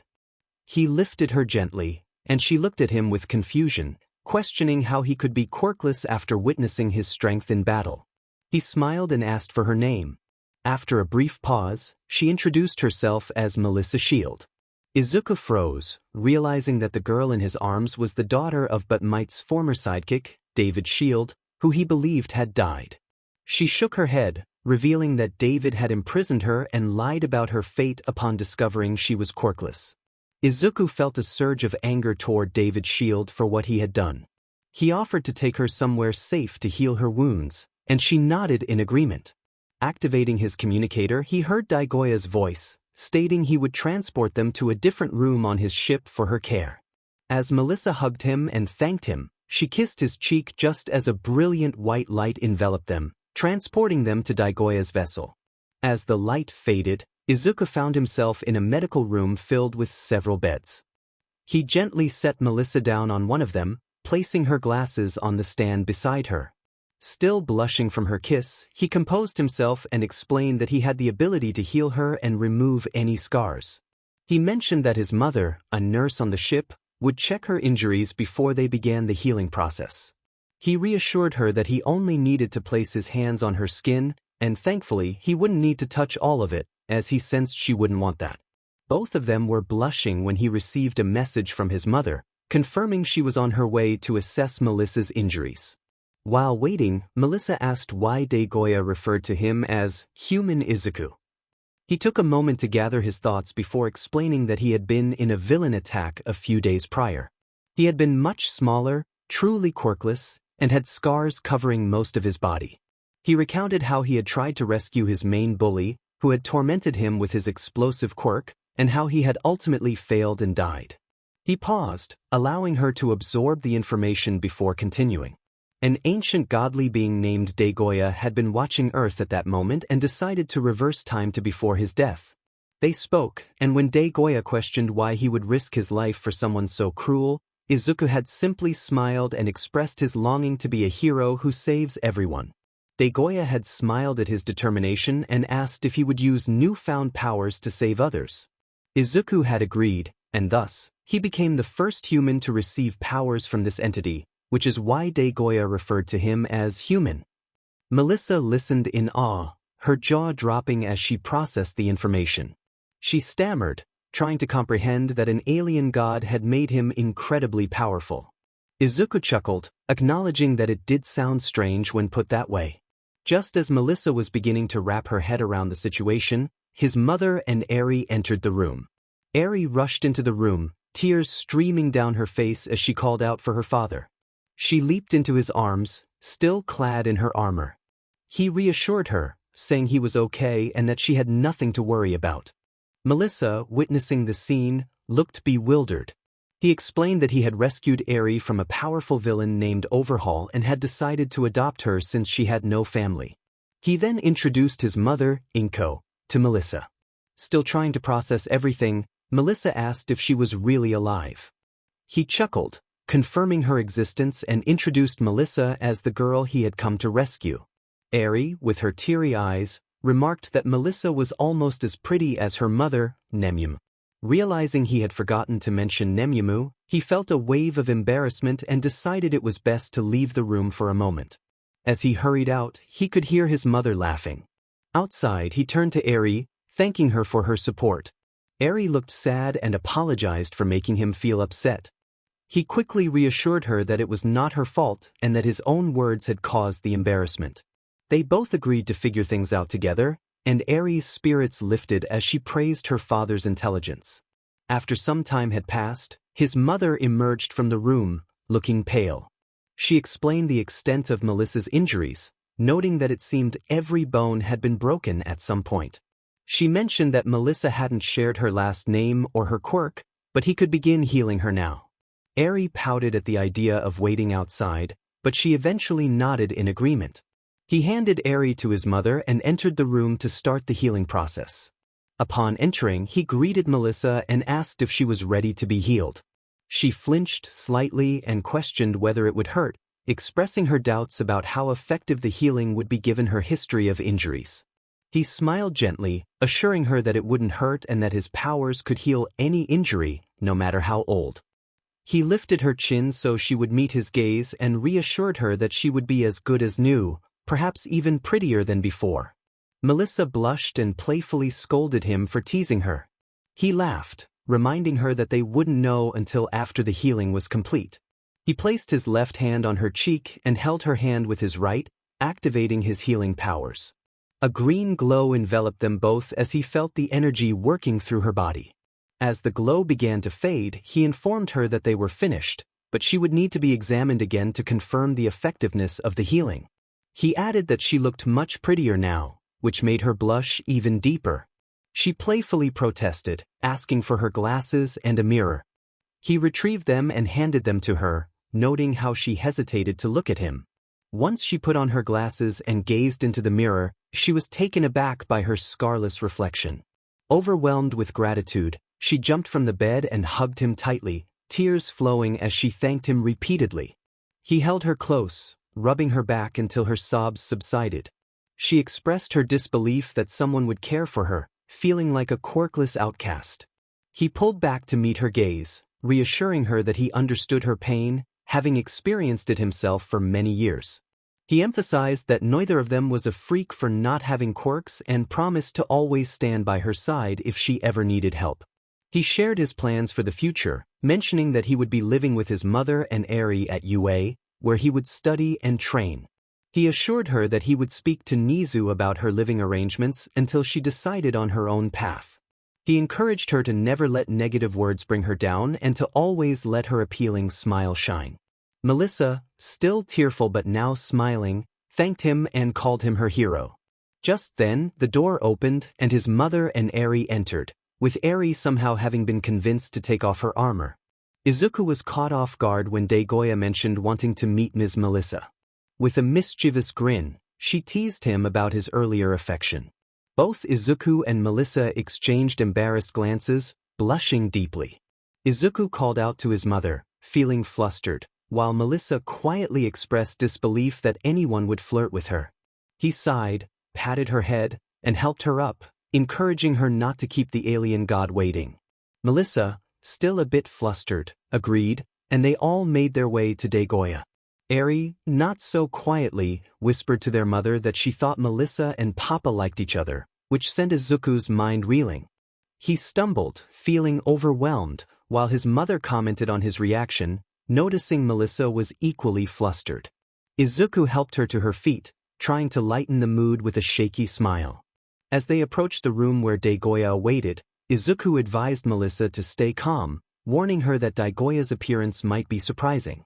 She nodded, squeezing his hand tightly. Taking a deep breath, he opened the door. 𝐻𝐻𝐴 greeted them warmly, and Melissa was taken aback by his towering blue figure with silver hair and eyes. Izuku confirmed her observation, and Melissa introduced herself, apologizing for any rudeness. 𝐻𝐻𝐴 chuckled, assuring her there was no harm done, but he had a question for her before they departed. Melissa, feeling nervous about her last name, agreed to answer. 𝐻𝐻𝐴 asked if she was familiar with All Might or his quirk. Melissa froze at the mention of Uncle Might, recalling him as David's former partner but admitting she didn't know much about his quirk. 𝐻𝐻𝐴 smiled fondly, reassuring her that no harm would come to her and expressing his appreciation for her honesty. He began to explain something about All Might and his quirk, which ignited a wave of anger in Izuku, Melissa, and their mother. Izuku stood tall, expressing his frustration that the #1 hero had once been quirkless like them, yet held disdain for those without quirks. Before 𝐻𝐻𝐴 could respond, Eri chimed in, asking about her own curse. The atmosphere shifted as Izuku knelt before her, concerned. Eri explained that Overhaul had called it a curse, claiming she made her father vanish with it. 𝐻𝐿 reassured 𝐬𝐵 that she was not cursed but rather possessed a quirk, a special power that had evolved over time. He reminded her of the moment when Grandma Inko flew, attributing it to her quirk. 𝐬𝐵 pondered this, asking if she, Grandma, and Papa were not cursed but had quirks. Izuku took a deep breath, explaining that unlike 𝐬𝐵 and Grandma, he and Melissa were quirkless, with his powers belonging to special individuals from different worlds. 𝐬𝐵 accepted this information with a simple acknowledgement, which left Izuku and Melissa momentarily stunned. Izuku explained that 𝐬𝐵 was different from most children, having endured a difficult past that shaped her understanding. He emphasized that society often labeled quirkless individuals negatively, but 𝐬𝐵 was a blank slate, free from those biases. Izuku expressed his frustration about figures like All Might and his father, who perpetuated the stigma against quirkless individuals. He felt a strong urge to confront All Might and reveal the truth. 𝐻𝐿, observing Izuku's anger, posed a question that caught his attention. He suggested that Izuku, as the grandson of 𝗀𝗏𝗡𝗏, could defeat All Might in a fight. He revealed plans for Izuku to meet someone who could help him, promising that after completing a task, he would provide the location of Nana's grave. Both Izuku and his mother were taken aback by this revelation. Izuku questioned how 𝐻𝐿 could revive Nana when he had previously stated it was impossible. 𝐻𝐿 clarified that he couldn't reach her himself, but if they brought her body to him, he could restore her to life. He believed Izuku's powers were adapting quickly and that he could achieve this within a month. Meanwhile, he had a plan to force All Might into a confrontation with Izuku, assuring them that even in his current state, Izuku could hold his own against All Might. 𝐻𝐿 instructed Izuku's mother to deliver a document detailing the crimes committed by All Might and David Shield to their teachers, providing evidence that could force a confrontation and potential arrest. Izuku noticed the fear and anger in his mother's eyes, yet she remained resolute. She expressed their shared goal of bringing down the corrupt symbol of peace. She urged him to not only hurt his opponent physically but to shatter his spirit as well. 𝐻𝐿 smiled and added that Izuku should tell his adversary he was Nana's grandson, come to reclaim one for all and pass it to a worthy successor. He emphasized the importance of not allowing the fight to occur before they had brought Nana back. 𝗀𝗏𝗡𝗏 was advised to stay close to 𝗧𝗱𝗏 Aizawa, as his quirk would make him an ideal protector. They needed to remain cautious until everything was in place, then they could reveal the truth to the world. Izuku's determination burned brightly in his eyes as he affirmed that no one who harmed those he cared for would escape justice. He recalled how David had hurt Melissa for similar reasons that Bakugo had hurt him, and how All Might had betrayed both him and his mother by breaking his vow to Nana. He vowed to unleash a fury upon All Might that no one had ever faced before. He warned that if Eraserhead failed to protect his mother, he would face Izuku's full wrath. He then picked up 𝐬𝐵 and reminded them that he had only used a fraction of his true strength against Overhaul. From Melissa's perspective, she gazed at Izuku, feeling the weight of his conviction. He genuinely cared for her, a quirkless individual, and she sensed his potential. He seemed almost godlike in his strength, having easily faced powerful villains to save her, the people on that plane, and 𝐬𝐵. They turned to 𝐻𝐿, who suggested it was time for them to return to Earth and begin their preparations. They agreed and he used his power to warp them back. Once the light faded, they found themselves in their small apartment. Izuku turned to his mother and asked her to contact Nizu about their urgent need to visit UA. She smiled and promised to emphasize the importance of their situation, mentioning one for all, 𝗀𝗏𝗡𝗏, David, and the recently rescued Melissa Shield to ensure they would be welcomed. Izuku chuckled and reassured Melissa that everything would work out in the end. She hugged him, his mother, and 𝐬𝐵, expressing her gratitude for all he had done. She believed in his potential to become the world's next #1 hero, and Inko beamed with pride, recalling how she had always believed in him even during difficult times. Feeling a blush rise to his cheeks, Izuku headed to his room with Melissa following. They found a note on his bed directing him to a place in America called Death Valley. He grinned at Melissa and suggested she accompany his mother to UA while he made the trip, which would take a few hours. Although Melissa felt a bit sad, she agreed, understanding the need to stay with Inko and 𝐬𝐵 to prepare. Izuku reminded Eri to wear the armor given to her by Dagoya and not to take it off until he returned. Eri, with her fiery eyes, promised to do so and excitedly asked if she could take Melissa to see midnight at 𝐬𝐴.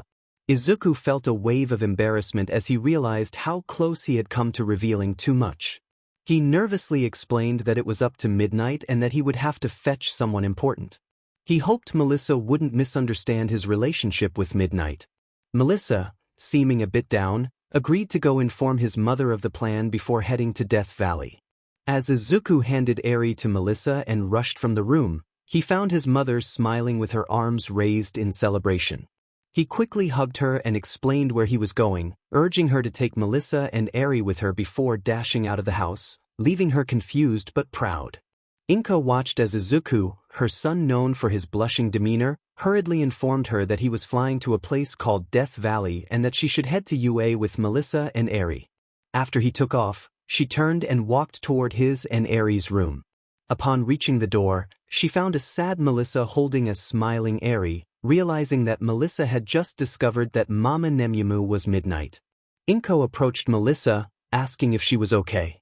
Melissa quickly put on a smile and replied that Izuku had dropped some surprising news before leaving. 𝐴 smiled softly and suggested that when they arrived at 𝐬𝐴, she would speak to 𝐻𝐵 while Melissa took Eri to Midnight to sort things out. Melissa nodded, and Eri chimed in excitedly about meeting 𝐻𝐼𝐴. 𝐴 managed to catch Eri just before Melissa fainted, laughing at her granddaughter's antics. She remarked on Melissa's sudden news and asked Eri to help her get Melissa up so they could head to 𝐬𝐴. Eri eagerly jumped down to put on her armor, recalling that Izuku had told her to wear it until he returned. 𝐴 nudged Melissa's arm to wake her, and after a few moments, Melissa came to, looking rather embarrassed. 𝐴 teased her about how she was feeling on the floor, finding her reaction amusing. They stood up and began their journey to 𝐬𝐴. As they entered 𝐬𝐴, 𝐴 spotted Aizawa and Mike at the entrance. Mike greeted them enthusiastically, while Aizawa face-bombed at his friend's antics. Aizawa informed 𝐴 that they were to go directly to Nizu's office and that Eri would be going to Recovery Girl along with Melissa. 𝐴 explained the situation, and after a brief discussion, Aizawa decided to send Mike with them to Midnight's office. Mike expressed his disappointment about not following Nizu's orders, but Aizawa used his quirk to silence him, suggesting that seeing a blushing Midnight would be a good enough consolation. Mike reluctantly agreed and led Eri and Melissa to see Midnight, while Eri joyfully exclaimed about showing Melissa to 𝐻𝐼𝐴, causing Melissa to blush and prompting both Aizawa and Mike to trip. 𝐴 offered to help Aizawa up as they made their way to Nizu's office, where they could hear Nizu's laughter long before they arrived. Aizawa felt a wave of anxiety as they approached Nizu's office, worrying about the trouble he might be in. He turned to 𝐴, bowing slightly in a gesture of apology, just as the door began to open. Inside, he saw a thin, muscular figure alongside Nizu. Aizawa introduced 𝐴 to Nizu, who acknowledged them both and asked 𝗧𝗏𝗧𝗟 to wait in the conference room while he attended to business with the new school nurse. Aizawa felt a sense of familiarity with 𝗧𝗏𝗧𝗟 but couldn't place it.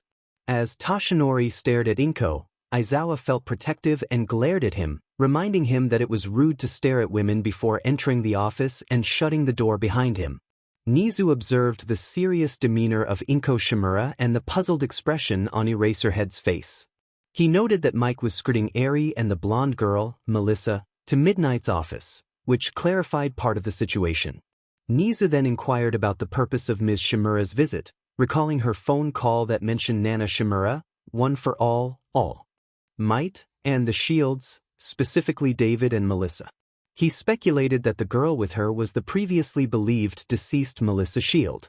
Ms. 𝗬𝗏𝗧𝗏 confirmed with a nod and a deep exhale, reaching into her pocket to retrieve an item. She explained that while his guess was correct, there were many more serious matters at hand. She presented a white disc with a small button, stating it was a request from Dagoya for Nizu to review the information contained within, with the instruction to refrain from taking action until her son had finished clearing Dagoba. As she spoke, Nizu took the disc and placed it on his desk. She continued, mentioning that while Izuku was cleaning the beach, he wanted Aizawa to act as her personal guard for reasons that would soon become clear from the disc. She relayed a message from Izuku to 𝐒𝐮𝐬𝐴, warning that if any harm came to his mother, Melissa, or Eri, he would unleash his full power, emphasizing that what he had used to defeat Overhaul was only a fraction of his true strength. Nizu chuckled at 𝐒𝐮𝐬𝐴's reaction, who appeared pale and diminished in stature. He jested about bequeathing 𝐒𝐮𝐬𝐴's kitten Mug to 𝐻𝐮𝐬𝐴 in case of a mission failure. 𝐒𝐮𝐬𝐴 shot him a glare but remained silent as Nizu turned his attention to the disc. He pressed the button, and the room was illuminated with light. The voice of Deku filled the space, introducing himself and detailing the contents of the disc, which included evidence of crimes committed by 𝗧𝗓𝗧𝗟𝗘, also known as All Might, and his former sidekick, David Shield. Deku stated that the information would be crucial for their eventual arrest and warned Nizu not to act until Izuku was ready and returned with their guests, two legendary figures, one from Earth and another from a distant planet called 𝗏𝗏𝗏𝗏. He estimated that it would take a month to complete the necessary preparations. Deku specifically requested 𝐒𝐮𝐬𝐴 to guard Melissa's shield, 𝗏𝗏𝗏𝗏𝗏, and Eri 𝗏𝗏𝗏𝗏𝗏, clarifying that while he was not related to Eri, he had agreed to be called her grandfather. He made it clear that any harm to Eri would have serious consequences for 𝐒𝐮𝐬𝐴. Deku then shifted to the darker history of 𝗧𝗓𝗧𝗟𝗘, explaining that after receiving one for all from Nana 𝗏𝗏𝗏𝗏, Yagi began to change, allowing his quirk to corrupt him. He recounted a tragic incident involving a quirkless girl named 𝗀𝐻𝐿, who had been found in a horrific state shortly after Yagi gained his power. Contrary to Yagi's claims, she was not merely a friend but someone who had the potential for a normal life. Consumed by jealousy and anger over his own circumstances, Yagi had resorted to violence, leading to a series of heinous acts that he committed across Japan and America. Deku indicated that he had videos and photographic evidence of these events, which he would reveal at the end of the presentation, allowing Ms. 𝗏𝗏𝗏𝗏𝗏 the option to leave if she wished. Ms. 𝗏𝗏𝗏𝗏𝗏's face reflected her dread as she clearly wanted no part of the information being discussed. The decision was made for her and 𝐒𝐮𝐬𝐴 to head to Recovery Girl's office for the time being, with the promise that they would be brought back after the evidence was reviewed. They left without argument, but 𝐒𝐮𝐬𝐴's growing rage was evident, as he had likely deduced who had been in the office before their arrival. It was clear that keeping him from attempting to confront All Might before the right moment would be a challenge.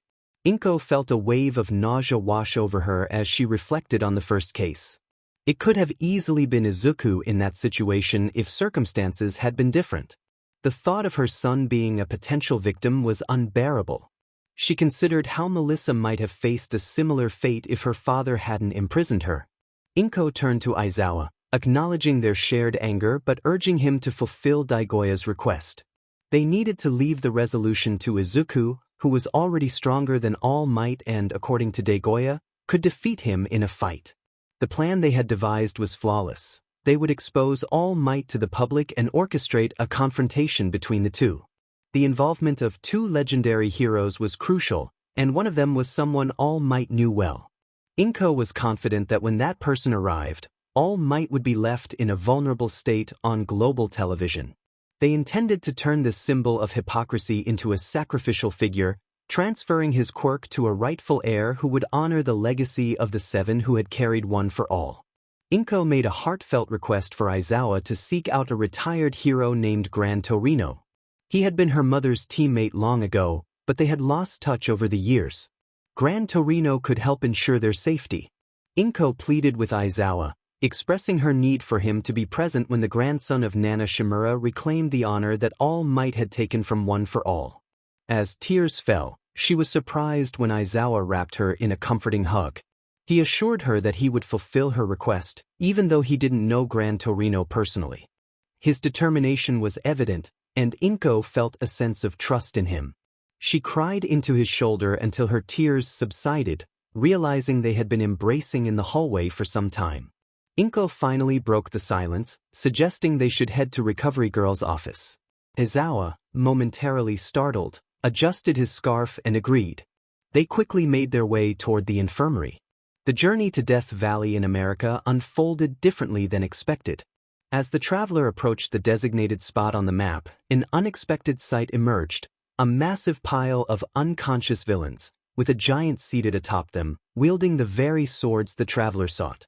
The giant's voice resonated deeply, as if echoing from the earth itself, inquiring whether the newcomer was a friend or foe. The traveler, assessing the situation, noted the giant's impressive weaponry, including the comet sword and the 𝐀𝐮𝐭𝐡𝐨𝐫 blade, and recognized the figure of Musashi at his side. He confidently declared his allegiance as a friend. The giant, amused and impressed, acknowledged the traveler as the one to whom 𝐾𝐮𝐭𝐡𝐨𝐫 had bestowed his powers. He expressed curiosity about the traveler's will and determination, suggesting a test to see if he could inspire the god trapped in his gilded prison. As the giant leaped down from his perch, the traveler summoned the swords to his side using his pocket dimension. The giant remarked that a hero of legend must be willing to fight and prove himself. The traveler, with a fiery determination in his eyes, accepted the challenge. The giant laughed, acknowledging his prowess as a fighter, and declared it was time for their blades to clash. The air crackled with tension as the giant's aura radiated a formidable energy, stronger than any adversary the traveler had faced before. Despite the intimidating presence, the traveler smiled, vowing to win with the same spirit his grandmother had always shown. The giant tilted his head, intrigued as the traveler lunged forward, their blades colliding with a resounding shockwave.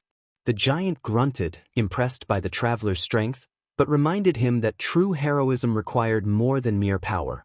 The traveler responded with conviction, explaining that it also required kindness and the willingness to protect others, even if it meant making difficult choices. The giant smiled, acknowledging the traveler's insight, and prepared to showcase his true power. As the giant's aura flared to life, the traveler charged his own energy, focusing intently on the giant's movements. The giant announced a new attack, one inspired by the traveler's newfound abilities, and began to grow larger, steam radiating from him. The traveler remained vigilant, analyzing the giant's strategy. Suddenly, a figure resembling the giant emerged behind him, drawing the Musashi and charging forward. The traveler recognized the tactic, realizing it was a variation of an old technique involving an illusion. He swiftly countered, his blades meeting the giant's with precision. The giant, astonished, questioned how the traveler had deciphered his plan. The traveler chuckled, explaining that the attack's similarities to previous techniques revealed its true nature. The giant erupted in laughter, impressed by the traveler's insight. He acknowledged that the technique was flawed due to his lack of information, revealing that 𝐾𝐮𝐭𝐡𝐨𝐫 had intentionally kept the traveler's intelligence a secret. The giant, Lionheart Blood Rage, introduced himself as the last of his clan and the savior of 𝐀𝐮𝐭𝐡𝐨𝐫, sharing tales of his past victories. Standing at an impressive height of 9 feet 8 inches, he towered over even the mightiest figures. The traveler, 𝐒𝐮𝐭𝐡𝐨𝐫, expressed his honor in meeting Lionheart Blood Rage, and they shared a moment of camaraderie as the giant extended his hand, enveloping the travelers in a gesture of solidarity. 𝐻𝐿𝐼𝐻 felt a mix of excitement and uncertainty as he addressed Lionheart, expressing his lack of knowledge about how to reach Mustafa, Japan. He had never been to this planet before, and his sheepish smile reflected his apprehension. Lionheart chuckled, suggesting that if 𝐻𝐿𝐼𝐻 was strong enough to carry him, they should set off. He then paused, returning to the pile of unconscious villains to retrieve a staff. This belonged to the greatest mage on my planet, 𝗀𝐻𝐿𝐼𝐻 𝗂𝐻. This staff possesses powers that could greatly assist your new friend. What was her name again? Melissa, right? 𝐻𝐿𝐼𝐻 smiled, thinking about how much Melissa would appreciate such a gift.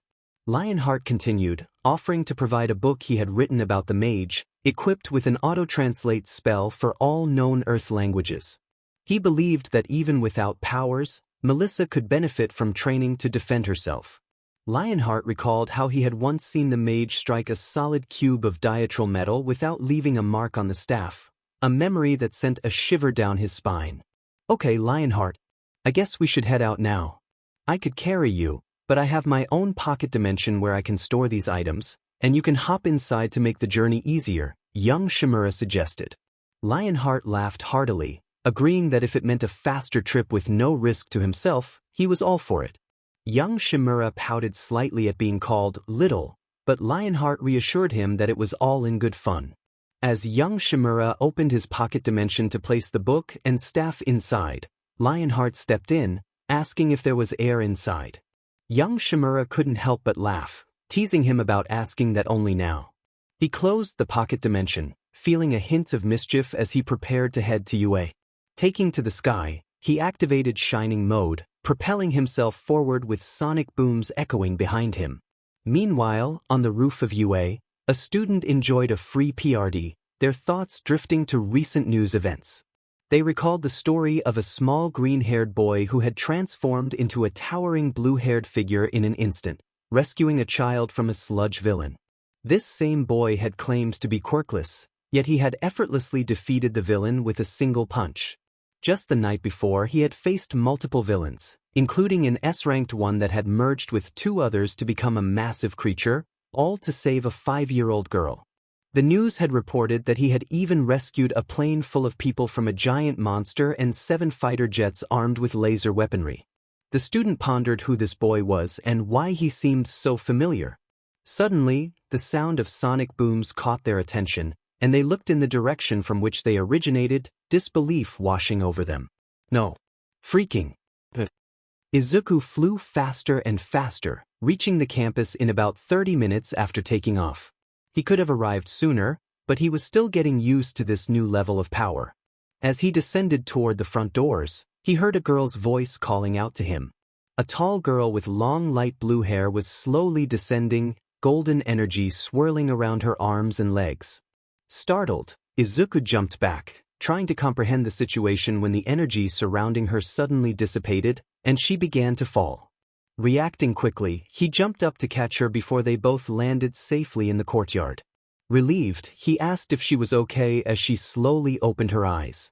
She seemed surprised and asked how they had landed safely. Izuku explained that he had caught her before she hit the ground. When she inquired about his identity, he confirmed that he was indeed the boy from the news. She introduced herself as 𝐀𝐮𝐭𝐡𝐨𝐫 from Class 2A and expressed her curiosity about why he seemed so familiar. Izuku, feeling a bit embarrassed, introduced himself as Izuku 𝗧𝗟𝗧𝗟 and suggested that she recognized him because she had just referred to him as the newsboy. 𝐀𝐮𝐭𝐡𝐨𝐫 paused for a moment, then pouted, clarifying that she felt they might have met before. Realizing what she meant, he asked her about her quirk. When she mentioned it was called wave motion, he was taken aback. He recalled an incident from 7 or 8 years ago when she had been chased into a forest by an explosive boy resembling a Pomeranian.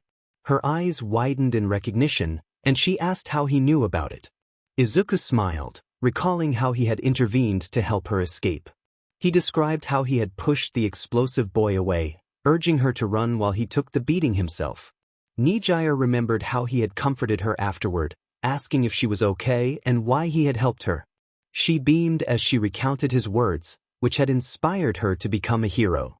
Izuku explained that he had acted out of instinct, believing that a hero's duty was to help those in need, regardless of their relationship.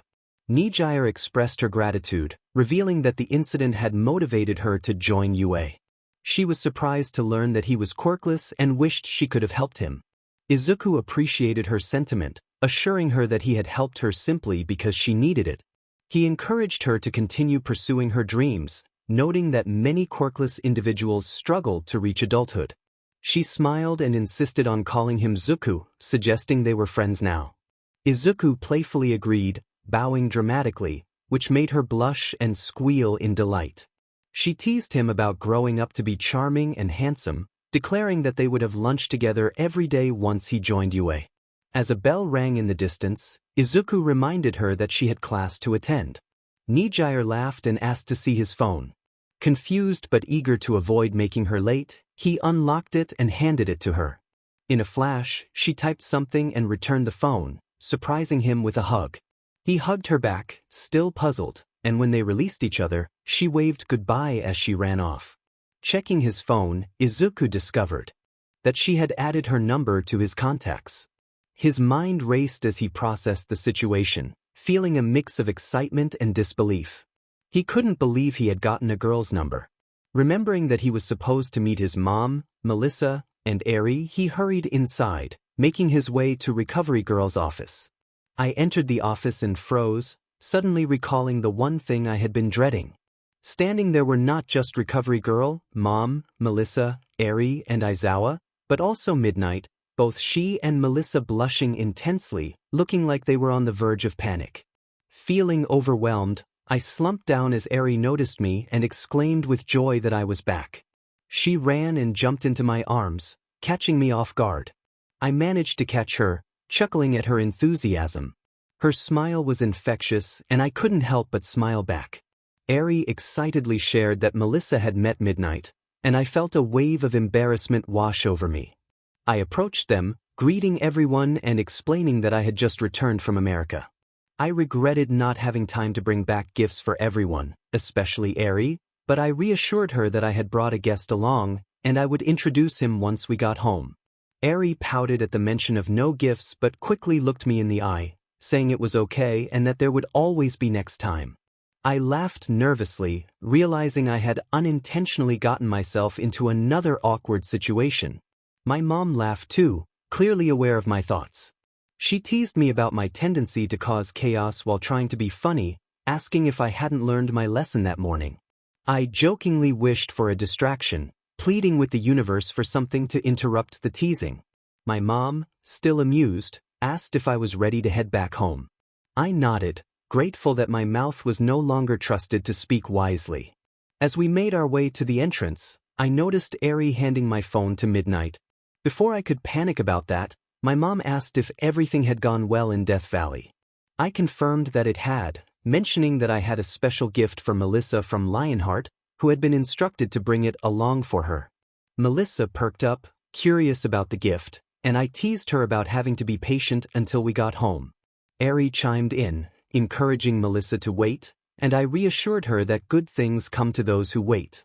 Melissa pouted but eventually smiled, insisting that the gift better be worth it.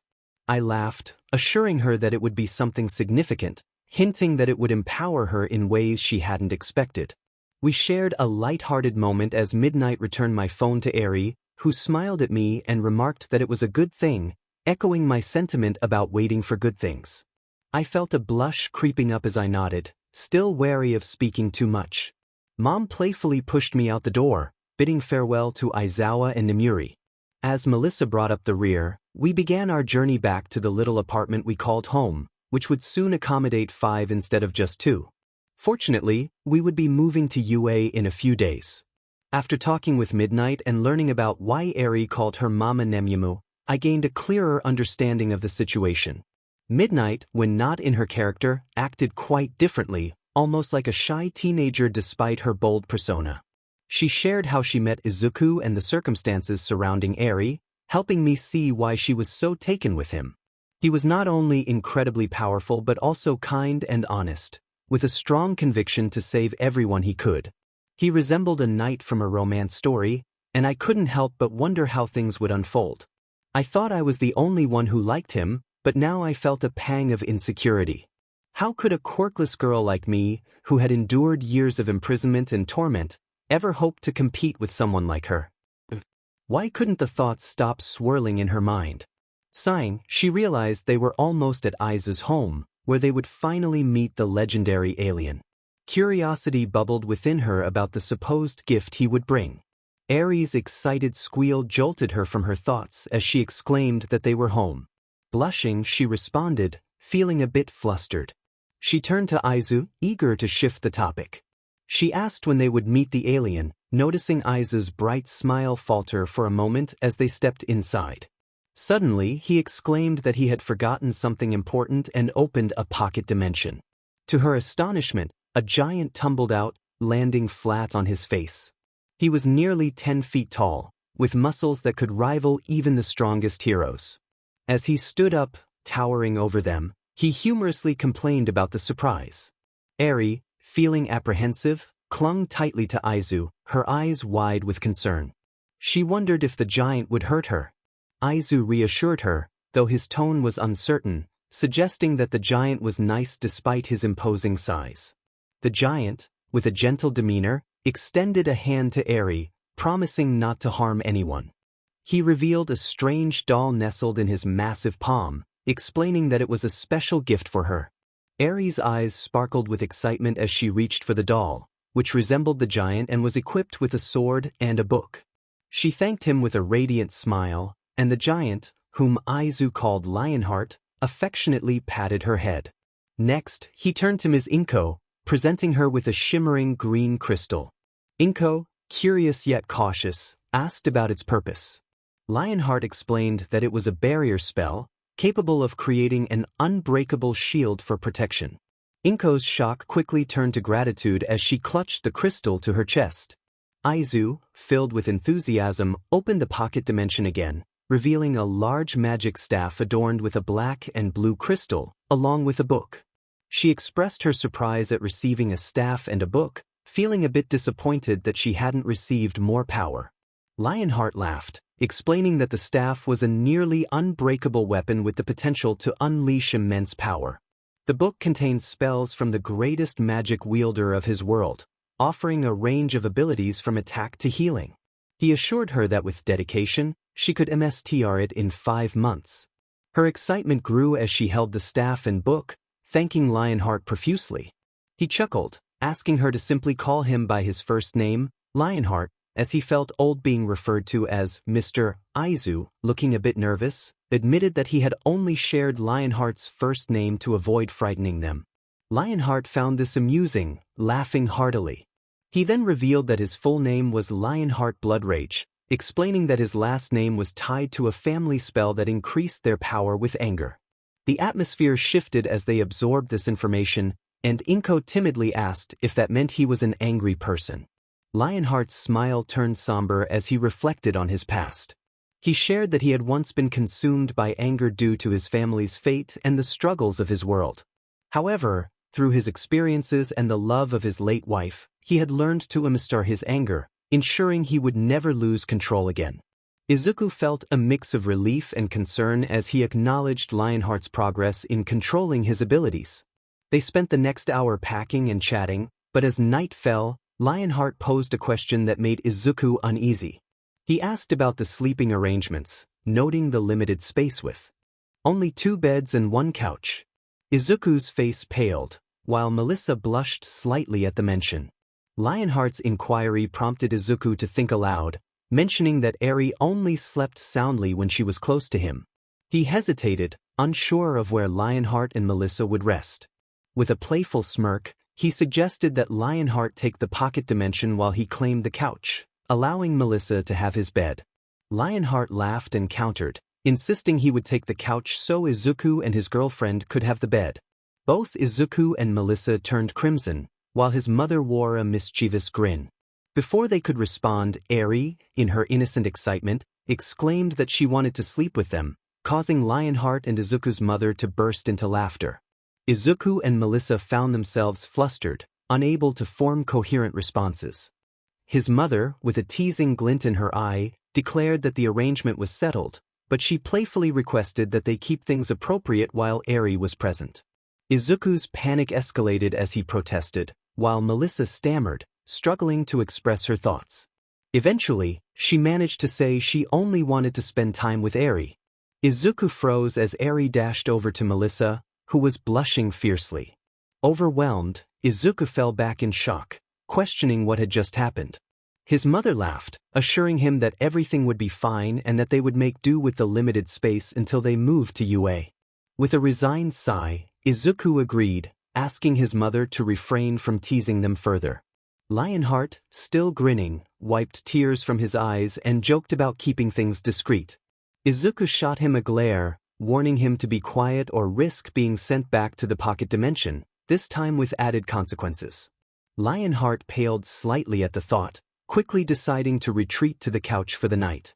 Sighing, Izuku said goodnight to his mom and Melissa as he, Melissa, and Eri headed to his room. He opened the door and stepped inside the mostly bare space, grateful that he had already gotten rid of all his All Might merchandise.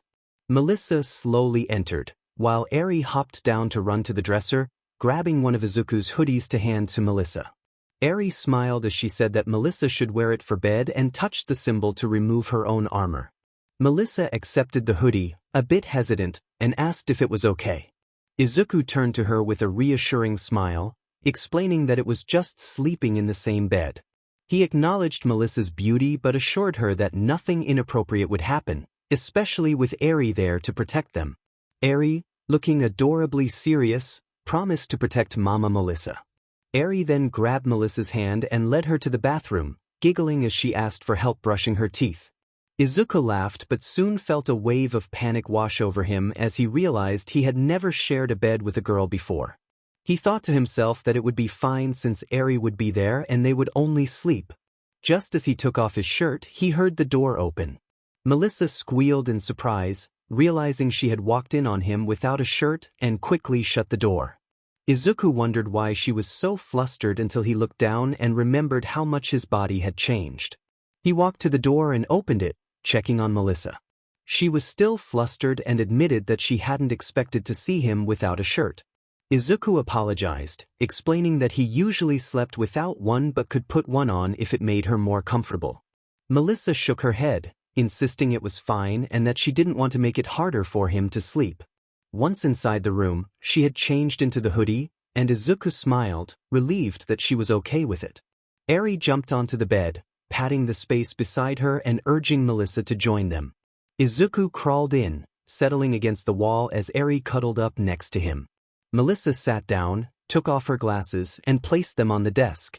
Izuku overheard her whisper that it was her first time in a bed with a boy, and he felt his cheeks heat up.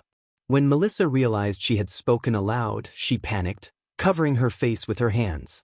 Izuku gently placed a hand on her shoulder, encouraging her to lay down and get some sleep. Melissa nodded, still covering her face, and eventually lay down. 𝐮𝐵, yawning, grabbed Melissa's arm and said she was sleepy, prompting Melissa to sigh and acknowledge that they all needed rest. She expressed her embarrassment about the situation, sharing how she never expected to escape her father and end up here.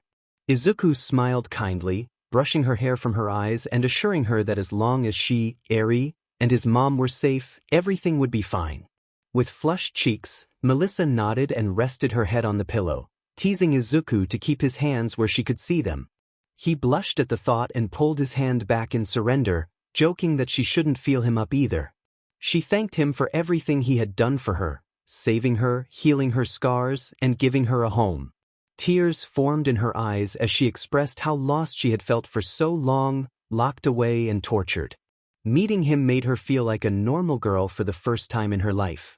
Izuku reached up to wipe her tears away, promising to keep her safe, just as he would for 𝐮𝐵 and his mom. Melissa smiled softly and began to close her eyes, complimenting Izuku on his way with words. She mentioned that Midnight had given him her number and had asked her many questions about him, leaving Izuku stunned. As Melissa fell asleep, Izuku reflected on the strange situation he found himself in, realizing he had both a appealing girl's number and Midnight's. He wondered if someone was responsible for how women perceived him now.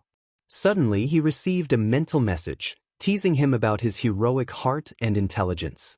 The voice warned him to get used to how women would see him moving forward and reminded him that he, Melissa, and 𝐮𝐵 would start training the next day. Izuku felt a wave of uncertainty wash over him, realizing that his life had taken a strange turn. With those thoughts in mind, he finally drifted off to sleep. The next morning, the protagonist slowly woke up, still feeling drowsy. With eyes still closed, they noticed something unusual.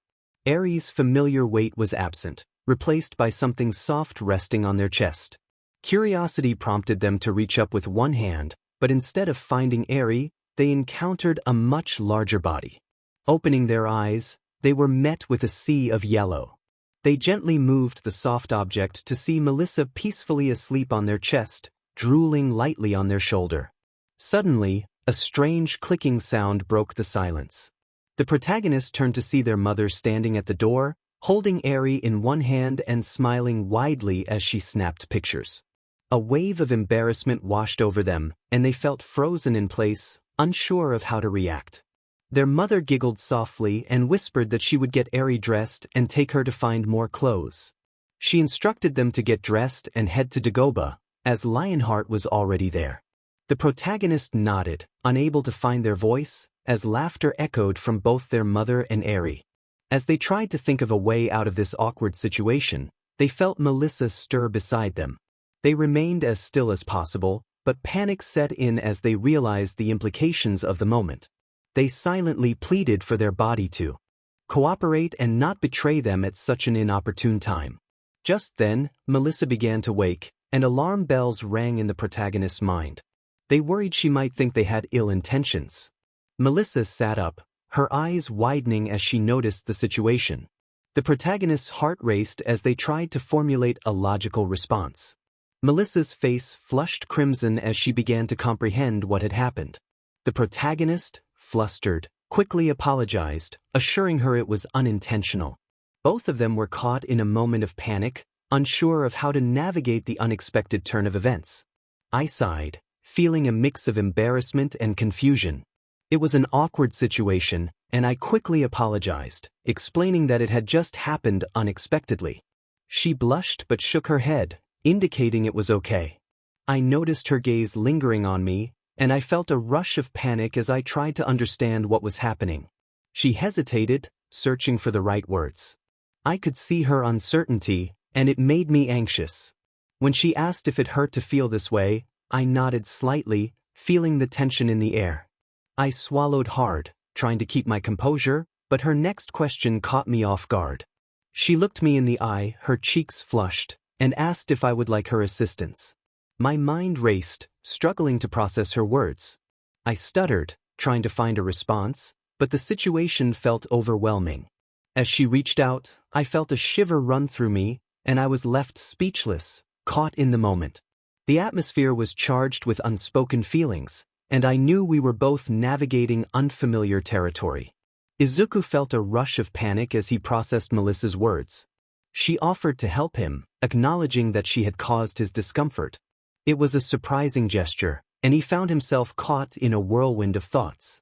Melissa noticed his hesitation and reassured him, saying it was perfectly fine and that she didn't want him to feel frustrated during their training later. Izuku blinked, trying to find a flaw in her reasoning, but he couldn't. He hesitated, unsure of how to respond to her kindness. Izuku felt a mix of surprise and concern at Melissa's words. She giggled lightly, reassuring him. She explained that if he were truly a bad person, she would never have been saved by him. The thought struck Izuku, and he realized there was some truth to her statement. He quickly asked her to keep their conversation a secret, pleading with her to promise not to share it with anyone. Melissa smiled in response, understanding the weight of his request. Melissa looked at Izuku with wide eyes as she settled back on the bed. There was a hint of surprise in her expression. She playfully stuck her tongue out, teasingly commenting on Izuku's impressive physique. Izuku chuckled softly, feeling a bit embarrassed. He explained that his appearance wasn't due to any special ability but rather his natural build. Melissa's admiration was evident as she remarked on how, despite not having a quirk, Izuku had certainly been fortunate in other ways. She felt a wave of surprise as he moved closer, and a playful smile crossed her face. She playfully teased him about the experience, noting how unexpected it had been. He caught his breath, feeling a mix of emotions as she complimented him, her eyes sparkling with mischief. She climbed onto the bed a bit, resting her hand on his chest before giving him a gentle kiss on the cheek. She expressed her belief that he deserved happiness, and if this moment brought him joy, she was more than willing to support him in any way. I reach up and place my hands on her shoulders, lifting her slightly to meet her gaze. I express my concern about making her feel used. She giggles and reassures me, noting that my politeness is endearing and that any woman would appreciate my physique. She insists that if she hadn't wanted to participate in what we just shared, she wouldn't have offered in the first place. I widen my eyes, realizing she truly meant every word. I chuckle and tease her, suggesting that she might have developed feelings for me. She blushes and playfully asks if that would be a bad thing. I'm taken aback, stammering in surprise. She smiles at me, confirming her feelings and mentioning that Midnight shares similar sentiments. She points out that while Midnight may have a bold persona, she has never been with anyone. Melissa emphasizes that we're not competing for my affection, but it's clear that Midnight likes me too. She expresses her longing to support me, acknowledging my commitment to helping and protecting her. After a moment of contemplation, I ask what this means for us. She giggles, stating that for now we are just friends, albeit with some benefits. I smile, feeling a bit saddened by the label but accepting it nonetheless.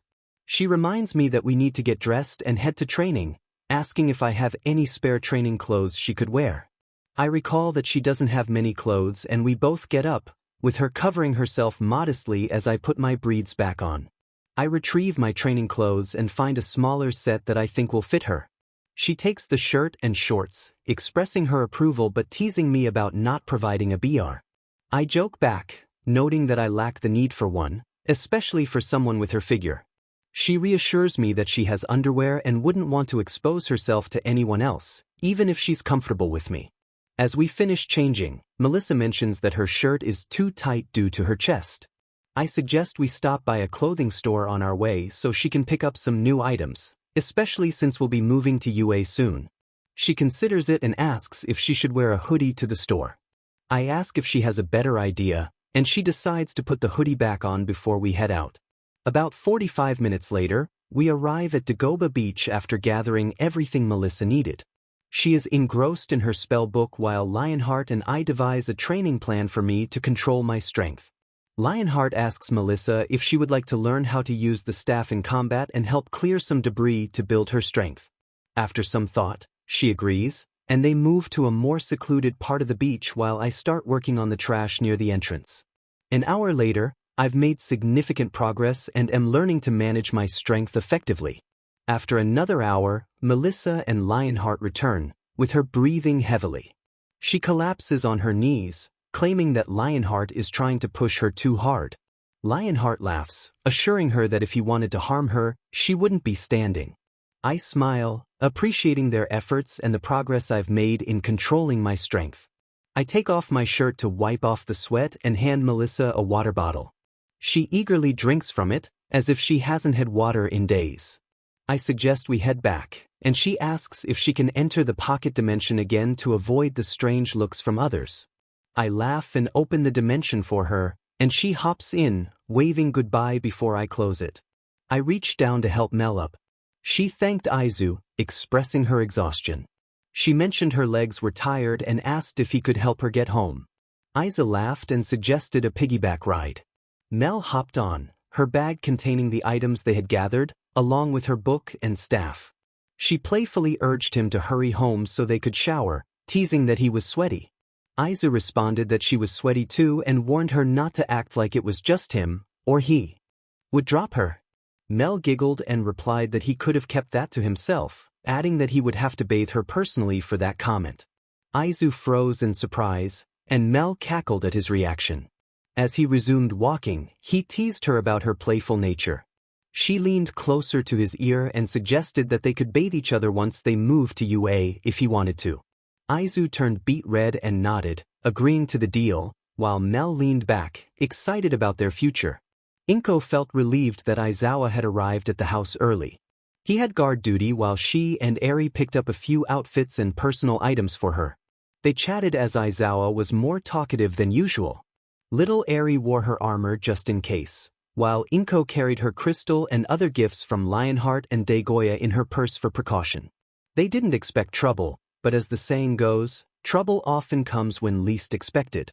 After gathering all of Eri's belongings, Inko spotted someone she never expected to see again, Hisashi Midoriya, looking angry as he approached them.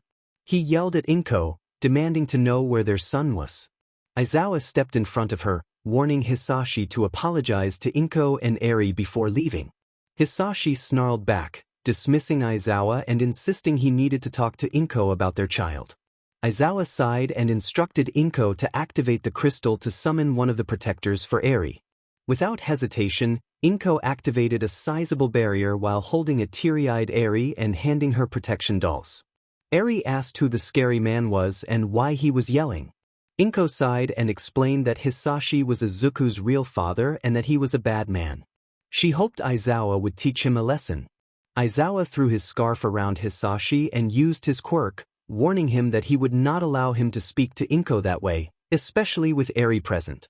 He laid out the consequences for Hisashi, stating that he would let him go only to fight back, after which he would be arrested and sent back to America. Hisashi glared at Aizawa, threatening him. 𝐻𝐮𝐬𝐴 chuckled, asserting his authority as a pro-hero and stating he had no patience for those who broke the law. He promised that Hisashi's punishment would be severe and that he would even allow Izuku to have a turn. Inko felt reassured that Aizawa was the perfect bodyguard for the situation. As Aizawa released Hisashi, Inko saw him throw a punch, but Aizawa blocked it and neutralized Hisashi's quirk. He proceeded to subdue Hisashi, leaving him battered while Inko shielded Eri's eyes from the scene. She hoped Aizawa would leave some for Izuku to handle. After a few minutes, Aizawa cuffed Hisashi and wrapped him in his scarf, calling for Midnight and 𝐶𝐮𝐬𝐴 to transport him to UA. He also contacted Detective Tsukachi to head to UA for an interrogation in Nizu's office. After turning around, he gave the signal to release the barrier. The excitement was palpable as one of them wondered if the opponent would survive after sustaining so much damage. A smile spread across his face as he acknowledged the concern. The other pointed out that it didn't really matter. Izuku could likely handle the situation without repercussions. However, this way, both the school and Izuku would be aware of what was happening. They speculated that they might need to move everyone in that very night. Nodding in agreement, the first one expressed that it was a wise idea to avoid any risks, especially with All Might potentially discovering their location. Living at the school seemed like the safest option. Gratitude was directed toward Aizawa for taking on the role of their protector, and a hint of embarrassment flickered across his face. Curiosity arose about the consciousness of the injured individual, and it was confirmed that he was indeed unconscious. They shared a chuckle, and a young girl named Eri looked up at Aizawa with a bright smile, calling him Grandpa. Aizawa was taken aback, but Eri continued, saying he made her and her grandmother smile a lot, thus earning the title. Aizawa sighed, realizing there was no escaping this new title. The playful banter continued, with the first one teasing Aizawa about the protective nature of Eri's father. Aizawa's expression shifted to one of concern at the thought of upsetting Eri's father. Eri, however, was delighted with her new name for Aizawa and insisted he be nice to her grandmother, or she would tell her father. As laughter filled the air, Aizawa expressed a light-hearted warning about pushing him too far. Eri pouted but agreed to be careful. Just then, Nemuri and 𝐶𝐮𝐬𝐴 arrived, prompting questions about the injured individual. Aizawa let Hisashi go so 𝐶𝐮𝐬𝐴 could assist him, wrapping him securely for transport. With a giggle, the first one explained to Nemuri that Eri was trying to matchmake her with Aizawa. Nemuri found the idea amusing and greeted Eri warmly, asking about their shopping trip. Eri excitedly shared that they had bought clothes, hoping her father would like them. Aizawa cleared his throat to regain their attention, stating that if they were finished, he needed Nemuri and 𝐶𝐮𝐬𝐴 to take Hisashi to Nizu for questioning. He planned to take Eri and the first one home to inform Izuku about the day's events and suggested moving everyone onto campus for safety. Nemuri playfully complained about being a party pooper but requested details upon Aizawa's return. After a final hug for Eri, she promised to see her soon.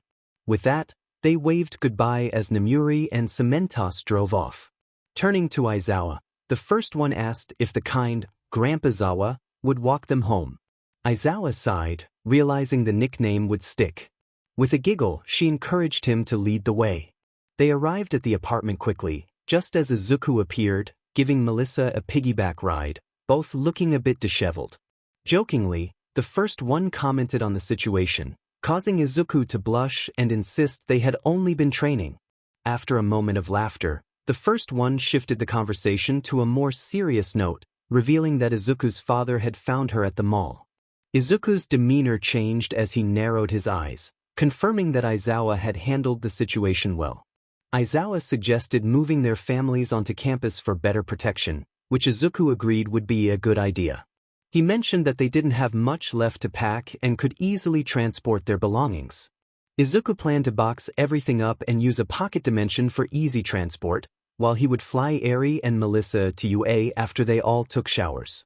Aizawa nodded in agreement, allowing them to take their time. Izuku helped Melissa up and sent her to the bathroom with Eri before checking in with his mother about their packing progress. She confirmed that most of it was ready, only needing a few items from the kitchen and bathroom.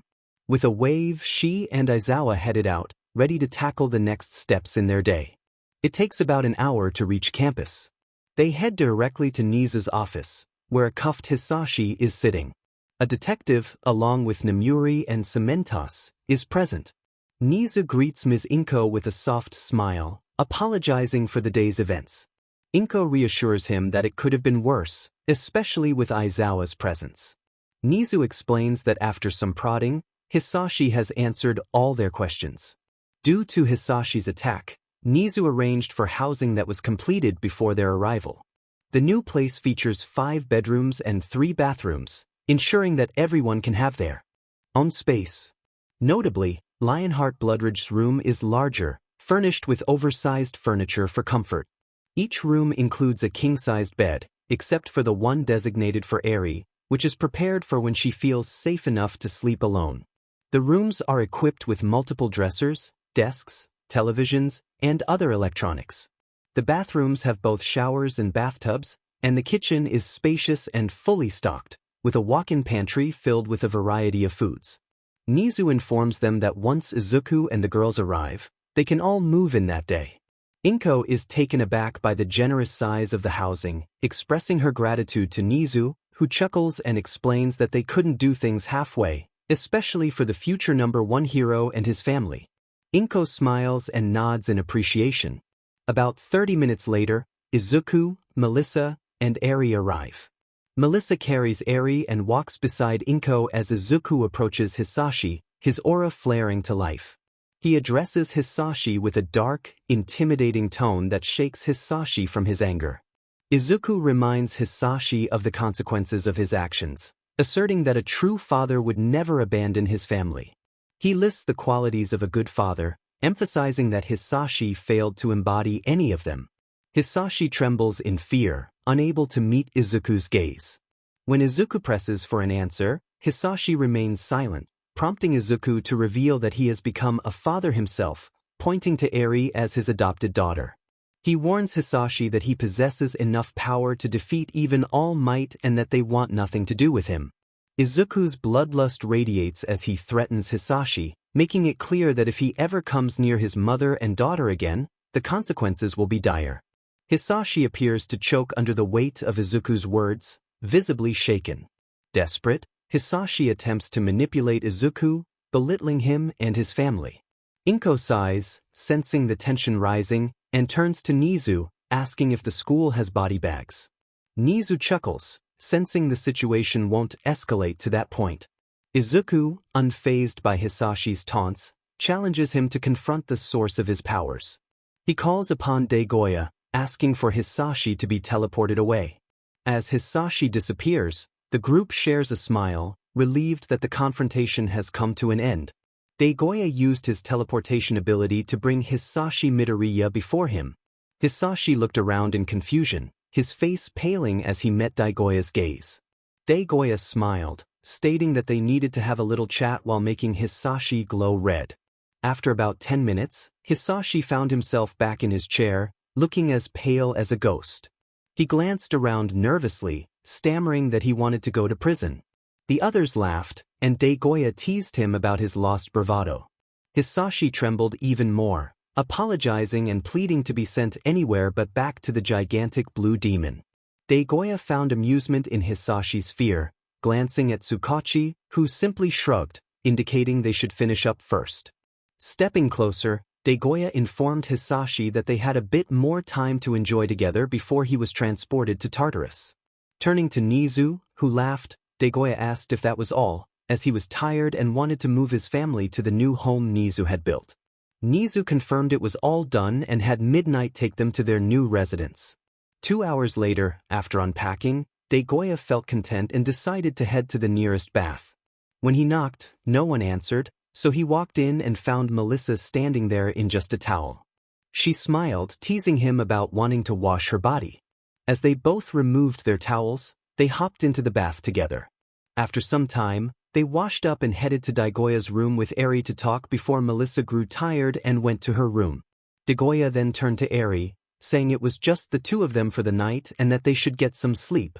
Shortly after leaving 𝐻𝐻𝐻's office, 𝐮𝐻𝐻, Melissa, Deku, and 𝐴𝐻𝐵 were escorted to their new 3-story home, which featured a large kitchen, pantry, a miniature library, 5 bedrooms, 3 bathrooms, and a few undecided rooms. They entered as Lionheart exited the pocket dimension to find his room. Eri chose to stay in 𝐻𝐻𝐽𝐻's room, while Melissa and 𝐾𝐮𝐭𝐡𝐨𝐫 selected their own. They spent time unpacking before having dinner. Afterward, 𝐾𝐮𝐭𝐡𝐨𝐫 went to give Eri a bath, and Melissa playfully winked at 𝐻𝐻𝐽𝐻, reminding him of their deal. 𝐻𝐻𝐽𝐻 blushed but helped her off the couch, agreeing to keep it quick before 𝐾𝐮𝐭𝐡𝐨𝐫 finished with Eri's bath. 2 weeks later, 𝐻𝐻𝐽𝐻 had 𝗧𝗏𝗧𝗟𝗘 his standard strength and began working on shining mode. Melissa had improved significantly, appearing healthier and learning several useful spells, focusing mainly on defense and support magic. Nemuri visited frequently to help teach Eri, and they were unsure how long it would take for her to reach an appropriate educational level for her age. 𝐻𝐻𝐽𝐻 had also been in discussions with 𝐻𝐵𝐺𝐼R, who was trying to find better ways to control her vitality-based powers. Aizawa had kept watches agreed upon by Nizu and 𝐻𝐻𝐽𝐻. 𝐻𝐻𝐽𝐻 had 𝗧𝗏𝗧𝗟𝗘 a few new abilities for Blood Rage, which would aid in learning the rest of his power set. On their way back from the beach one day, they encountered a girl being chased down an alley, screaming for help as several men pursued her. They caught up just in time to see a girl who looked to be around 𝐻𝐻𝐽𝐻's age, slightly plump with a bob cut and a permanent blush on her face. Melissa sighed, questioning why 𝐻𝐻𝐽𝐻 always found girls in trouble. He shrugged, asking if she would prefer he hadn't found her. Melissa grumbled but agreed they should help the girl. 𝐻𝐻𝐽𝐻 summoned his swords and approached the men, asking why they were chasing a teenage girl through the streets. The first man, sporting a bear quirk, roared at 𝐻𝐻𝐽𝐻, insisting the girl belonged to them because they had seen her first. 𝐻𝐻𝐽𝐻 raised an eyebrow and leaned sideways, asking the girl if she was with them. She shook her head, prompting him to turn back to the men. He asked again, more politely this time, what the situation was. A second man explained that her parents had failed to pay a loan, so she belonged to them now. 𝐻𝐻𝐽𝐻 turned to Melissa, who giggled as she cast a barrier around the girl. He smiled at the men, offering to pay off the loan if they would let her go. They laughed, and 𝐻𝐻𝐽𝐻's smile turned devilish as he warned them to have good insurance. The bear man swiped his massive claws at 𝐻𝐻𝐽𝐻, who stood still, laughing as the claws struck him.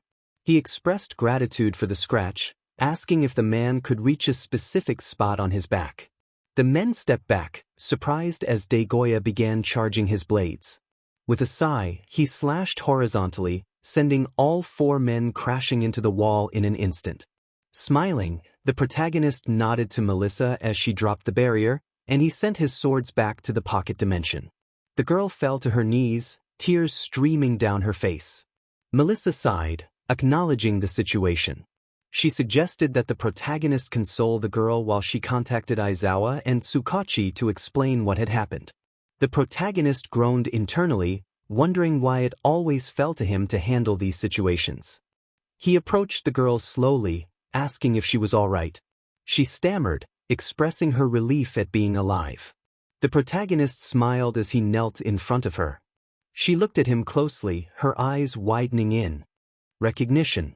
She referred to him as the sludge boy, which puzzled him until he remembered the incident. He introduced himself as Izuku Midoriya, not the nickname she had used. The girl, Ochako Uraraka, apologized for the mix-up and they exchanged pleasantries, albeit awkwardly. The protagonist offered to take her home, but she hesitated, revealing that her parents had put her up as collateral for a loan shark. Melissa sighed, suggesting they take her to speak with a friend on the police force. Ochako shook her head, and the protagonist groaned, asking if she had anyone she could stay with for a few days. Again, she shook her head, leading to a moment of frustration. He turned to Melissa, acknowledging their deadlock. He asked Ochako if she would be willing to accompany them to UA.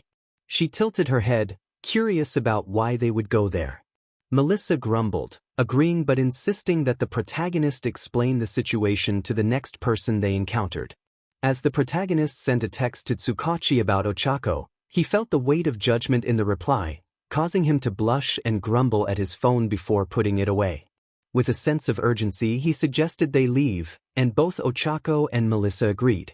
To save time, he activated his shining mode, flying them to UA while Ochako held on tightly, a mix of fear and excitement on her face.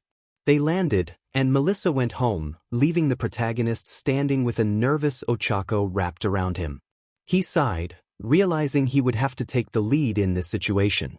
As he walked toward 𝐻𝐻𝐿's office, he could hear the headmaster's laughter echoing inside. After a brief explanation, 𝐻𝐻𝐿 decided that Ochako could stay with them for the time being, much to the protagonist's dismay. He felt overwhelmed by the unexpected turn of events. 𝐻𝐻𝐿 also instructed them to stop by Nemuri's office for 𝐬𝐵's lessons. The protagonist couldn't help but feel that 𝐻𝐻𝐿 was enjoying this too much. Ochako asked if 𝐻𝐻𝐿 was always like that, and the protagonist confirmed that he was. He explained that 𝐻𝐻𝐿 enjoyed playing with people's emotions as a way to cope with stress, contrasting it with his own tendency to bottle things up. Ochako looked wide-eyed, and he reassured her that he was being sarcastic. She nodded, understanding. As they continued, Ochako expressed her discomfort about Nemuri's playful demeanor. Just then, Nemuri appeared, teasing the protagonist about finding 𝐬𝐵 another mama. The protagonist turned to walk away, leaving Ochako blushing. He warned Nemuri that there would be no cuddles for 𝐬𝐵 for a few days due to her teasing. He explained to Ochako that Nemuri enjoyed teasing people, much like 𝐻𝐻𝐿, but in different ways. Nemuri rushed up, pouting and pleading for 𝐬𝐵 cuddles, which the protagonist countered with a deal. If she helped prevent teasing, he would allow the cuddles. Nemuri agreed, and they continued walking. As they approached their destination, Ochako froze, looking unsteady. The protagonist hoisted her onto his shoulder, instructing her not to say a word. They arrived home and began the introductions, thankfully without any teasing. 𝐬𝐵, in her usual innocent manner, remarked that the new arrival was pretty, just like Melissa and 𝐻𝐻𝐿. A gentle pat on her head was all that was needed before noticing the stunned expression on Uraraka's face. After explaining the situation, he showed her to a guest room and pointed out the bathrooms and other essentials. Melissa had brought some clothes that should fit Uraraka. Feeling overwhelmed, he retreated to his room, deciding to call it a day and get some rest. 2 weeks later, Melissa and Uraraka trained at the beach while he completed his strength control training using Shining Mode. Melissa had expanded her repertoire of spells, adding offensive ones to her arsenal. His early mastery of standard control had given him a head start. They received a message regarding Nana Shimura's gravesite, and he set off with Ochako and Melissa. They found the site without much trouble, though the girls appeared a bit pale as he began to dig. Once he opened the coffin, he quickly closed it again before they could see inside.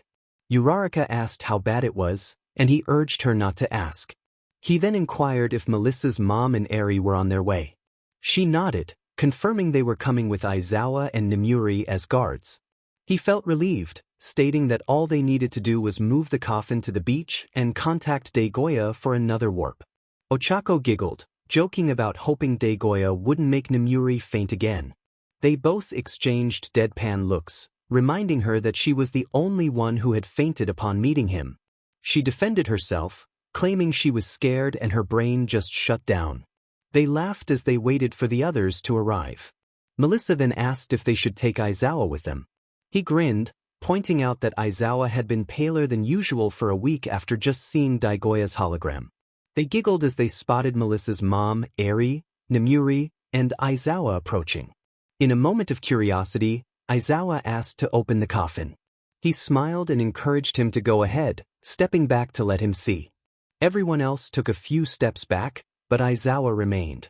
As he opened the coffin, he quickly slammed it shut upon seeing the contents and walked toward the sea, visibly shaken. He questioned why they had let him see that, and he simply replied that Aizawa had asked.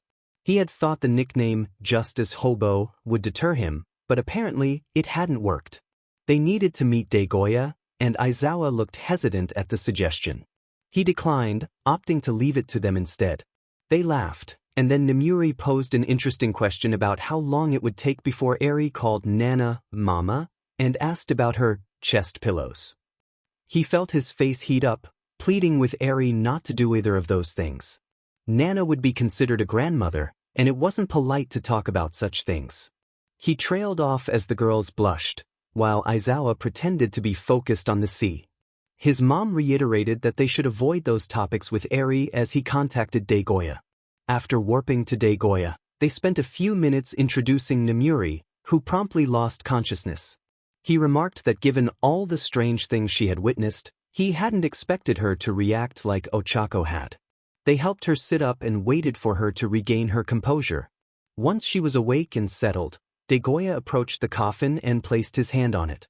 Nana awoke suddenly, regretting it immediately as she bumped her head against something wooden.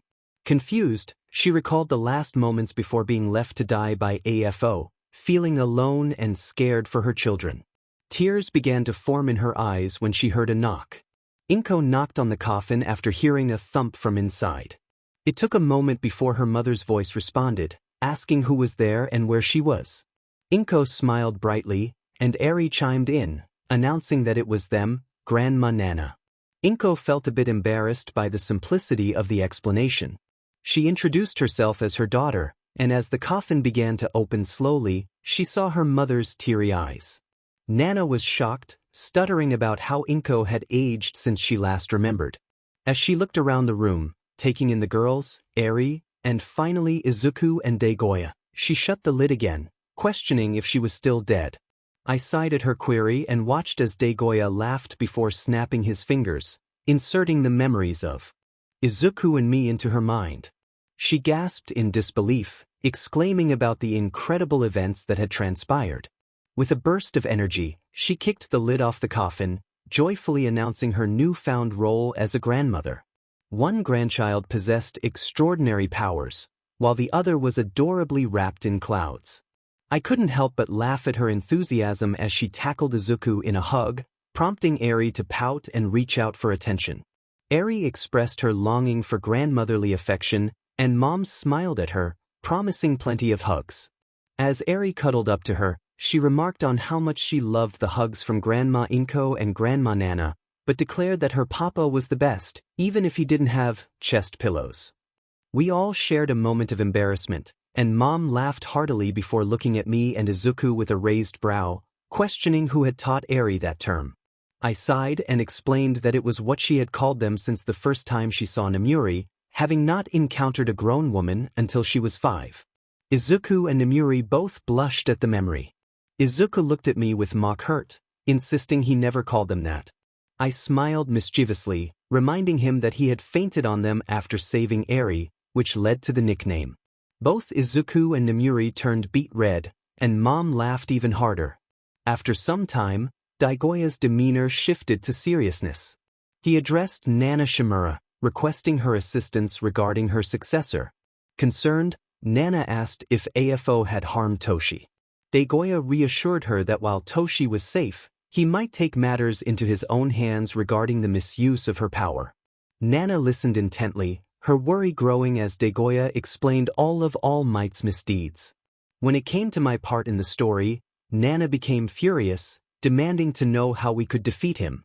𝗧𝗪𝐴 smiled and gestured to me, stating that it was simple. He would confront All Might, and together, they would show him what it truly meant to be a hero. They would either reclaim the power or find a quirkless individual to inherit one for all, suggesting Melissa as a prime candidate. Melissa, surprised, questioned what he meant. 𝗧𝗪𝐴 explained that her quirkless status made her a suitable choice, as she had endured so much and still possessed the heart of a hero. He emphasized the urgency of finding someone with true heroism, as AFO could strike at any moment. Overwhelmed, Melissa began to cry, and Mom, 𝗛𝗎𝗓, and Ochako hugged her tightly for comfort. I turned to Nana, explaining that we needed her legendary presence to help break All Might's spirit and reveal his failings. I proposed that she correct her past mistake, allowing the world to see the truth. After a moment of contemplation, she agreed, but insisted that he must face his crimes without being killed. I smiled, accepting the deal, and she playfully asked me to call her Nana instead of grandmother.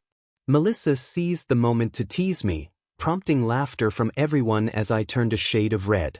𝗧𝗓𝗓 chimed in, confirming that her papa was indeed tall and muscular. We all shared a silent agreement, and Nana winked at 𝗧𝗓𝗓, acknowledging her comment. As the laughter subsided, I suggested we return home to prepare for what lay ahead. 𝗧𝗪𝐴 agreed, stating it was time for Toshinori Yagi to face the consequences of his actions. With that, he warped us away, ready to confront the challenges ahead. Nana was amazed at their home as they explained their living situation. Izuku sent a message to Nizu, signaling that it was time to gather all the staff at the house to announce the return of Nana Shimura. As Lionheart entered the room, Izuku introduced him to Nana, noting that he was the mentor of both Melissa and Ochako. Nana was taken aback by Lionheart's impressive stature, stopping herself from cursing in front of Snowball. Both she and Lionheart blushed at the moment. Lionheart then greeted Nana, acknowledging her as the grandmother of his successor, which elicited laughter from everyone, including Eri, who misunderstood the context. 3 hours later, they held a press conference to reveal All Might's misdeeds to the world. Many were skeptical until they presented videos documenting his actions. Fortunately, Eri was kept away from the conference, enjoying cartoons with Lionheart. After an hour of revealing the truth, warrants were issued for All Might's arrest, but no one was willing to take action until Izuku stood up. He addressed Toshinori Yagi directly, inviting him to meet at his MSDR's grave to rectify his grandmother's mistake, challenging him to try and find that he had no power. In All Might's perspective, he felt a surge of rage. The quirkless boy had exposed his true self to the world and had the audacity to challenge him, falsely claiming to be his MSDR's grandson. He vowed to defeat Izuku. Luckily, he still had access to his hero form for the day. He rushed to Dagobah Beach, only to find Izuku and Nana glaring at him. Overcome with emotion, he exclaimed in disbelief at seeing his emissary alive. Nana confirmed her existence and admonished Toshinori for his past actions, urging Izuku to take action. Before he could react, Izuku delivered a powerful blow that sent All Might flying several hundred meters. Izuku looked around, noting the cameras capturing the scene. He declared that it was time for All Might to relinquish his power to someone deserving, instead of a cowardly villain who had forgotten his own quirkless origins. He challenged All Might, who roared and charged with a full-powered Detroit smash, but Izuku stood firm, unfazed. He taunted All Might, questioning if that was the extent of his abilities and whether he truly embodied the power of a hero. All Might, bewildered, wondered how his attacks failed to hurt Izuku. Izuku laughed, explaining that All Might was simply too weak. He revealed that he had earned true strength, blessed by a divine being, while All Might had deceived everyone with false heroism. Tears welled in All Might's eyes as he stubbornly refused to concede. In a fit of rage, he threatened to harm Izuku and Nana. Izuku, however, seized All Might's fists midair and unleashed a powerful aura, exposing All Might as a greedy, attention-seeking fool. He warned All Might that threatening his family would invoke divine retribution, and with that, he began to deliver a series of powerful blows, leaving All Might battered and broken. He then healed All Might, only to continue the onslaught, much to the shock of the world watching. Katsuki could hardly believe what he was witnessing. Deku, the one he had underestimated, was revealed to be the grandson of Paragon, and he was decisively defeating All Might. He questioned why people were upset about All Might's treatment of the quirkless, deeming them unimportant. Izuku continued to overpower All Might, healing him repeatedly until he reverted to his true form, revealing the charlatan he truly was. Izuku taunted All Might, suggesting that he believed he could win if he were at his prime. He healed All Might's injuries, but even in his peak form, he struggled to match Izuku's strength. All Might, clearly exhausted, asked how Izuku had become so powerful. Izuku charged up a beam attack and struck him down, asserting that All Might should pass on his power to a real hero, someone like Melissa Shield. All Might reacted with anger, questioning her relevance, but Izuku laughed, revealing that she was watching him. All Might's eyes widened in realization. Izuku then launched All Might into the sky, allowing him to scream as he fell back down. Just before impact, Izuku delivered a powerful right cross to his face, revealing that Melissa had not been killed but was instead born quirkless. Her father, ashamed, had imprisoned and tortured her to hide his shame. Now, she lived at UA after Izuku rescued her, hoping to find her uncle, All Might, only to discover he was as terrible as her father.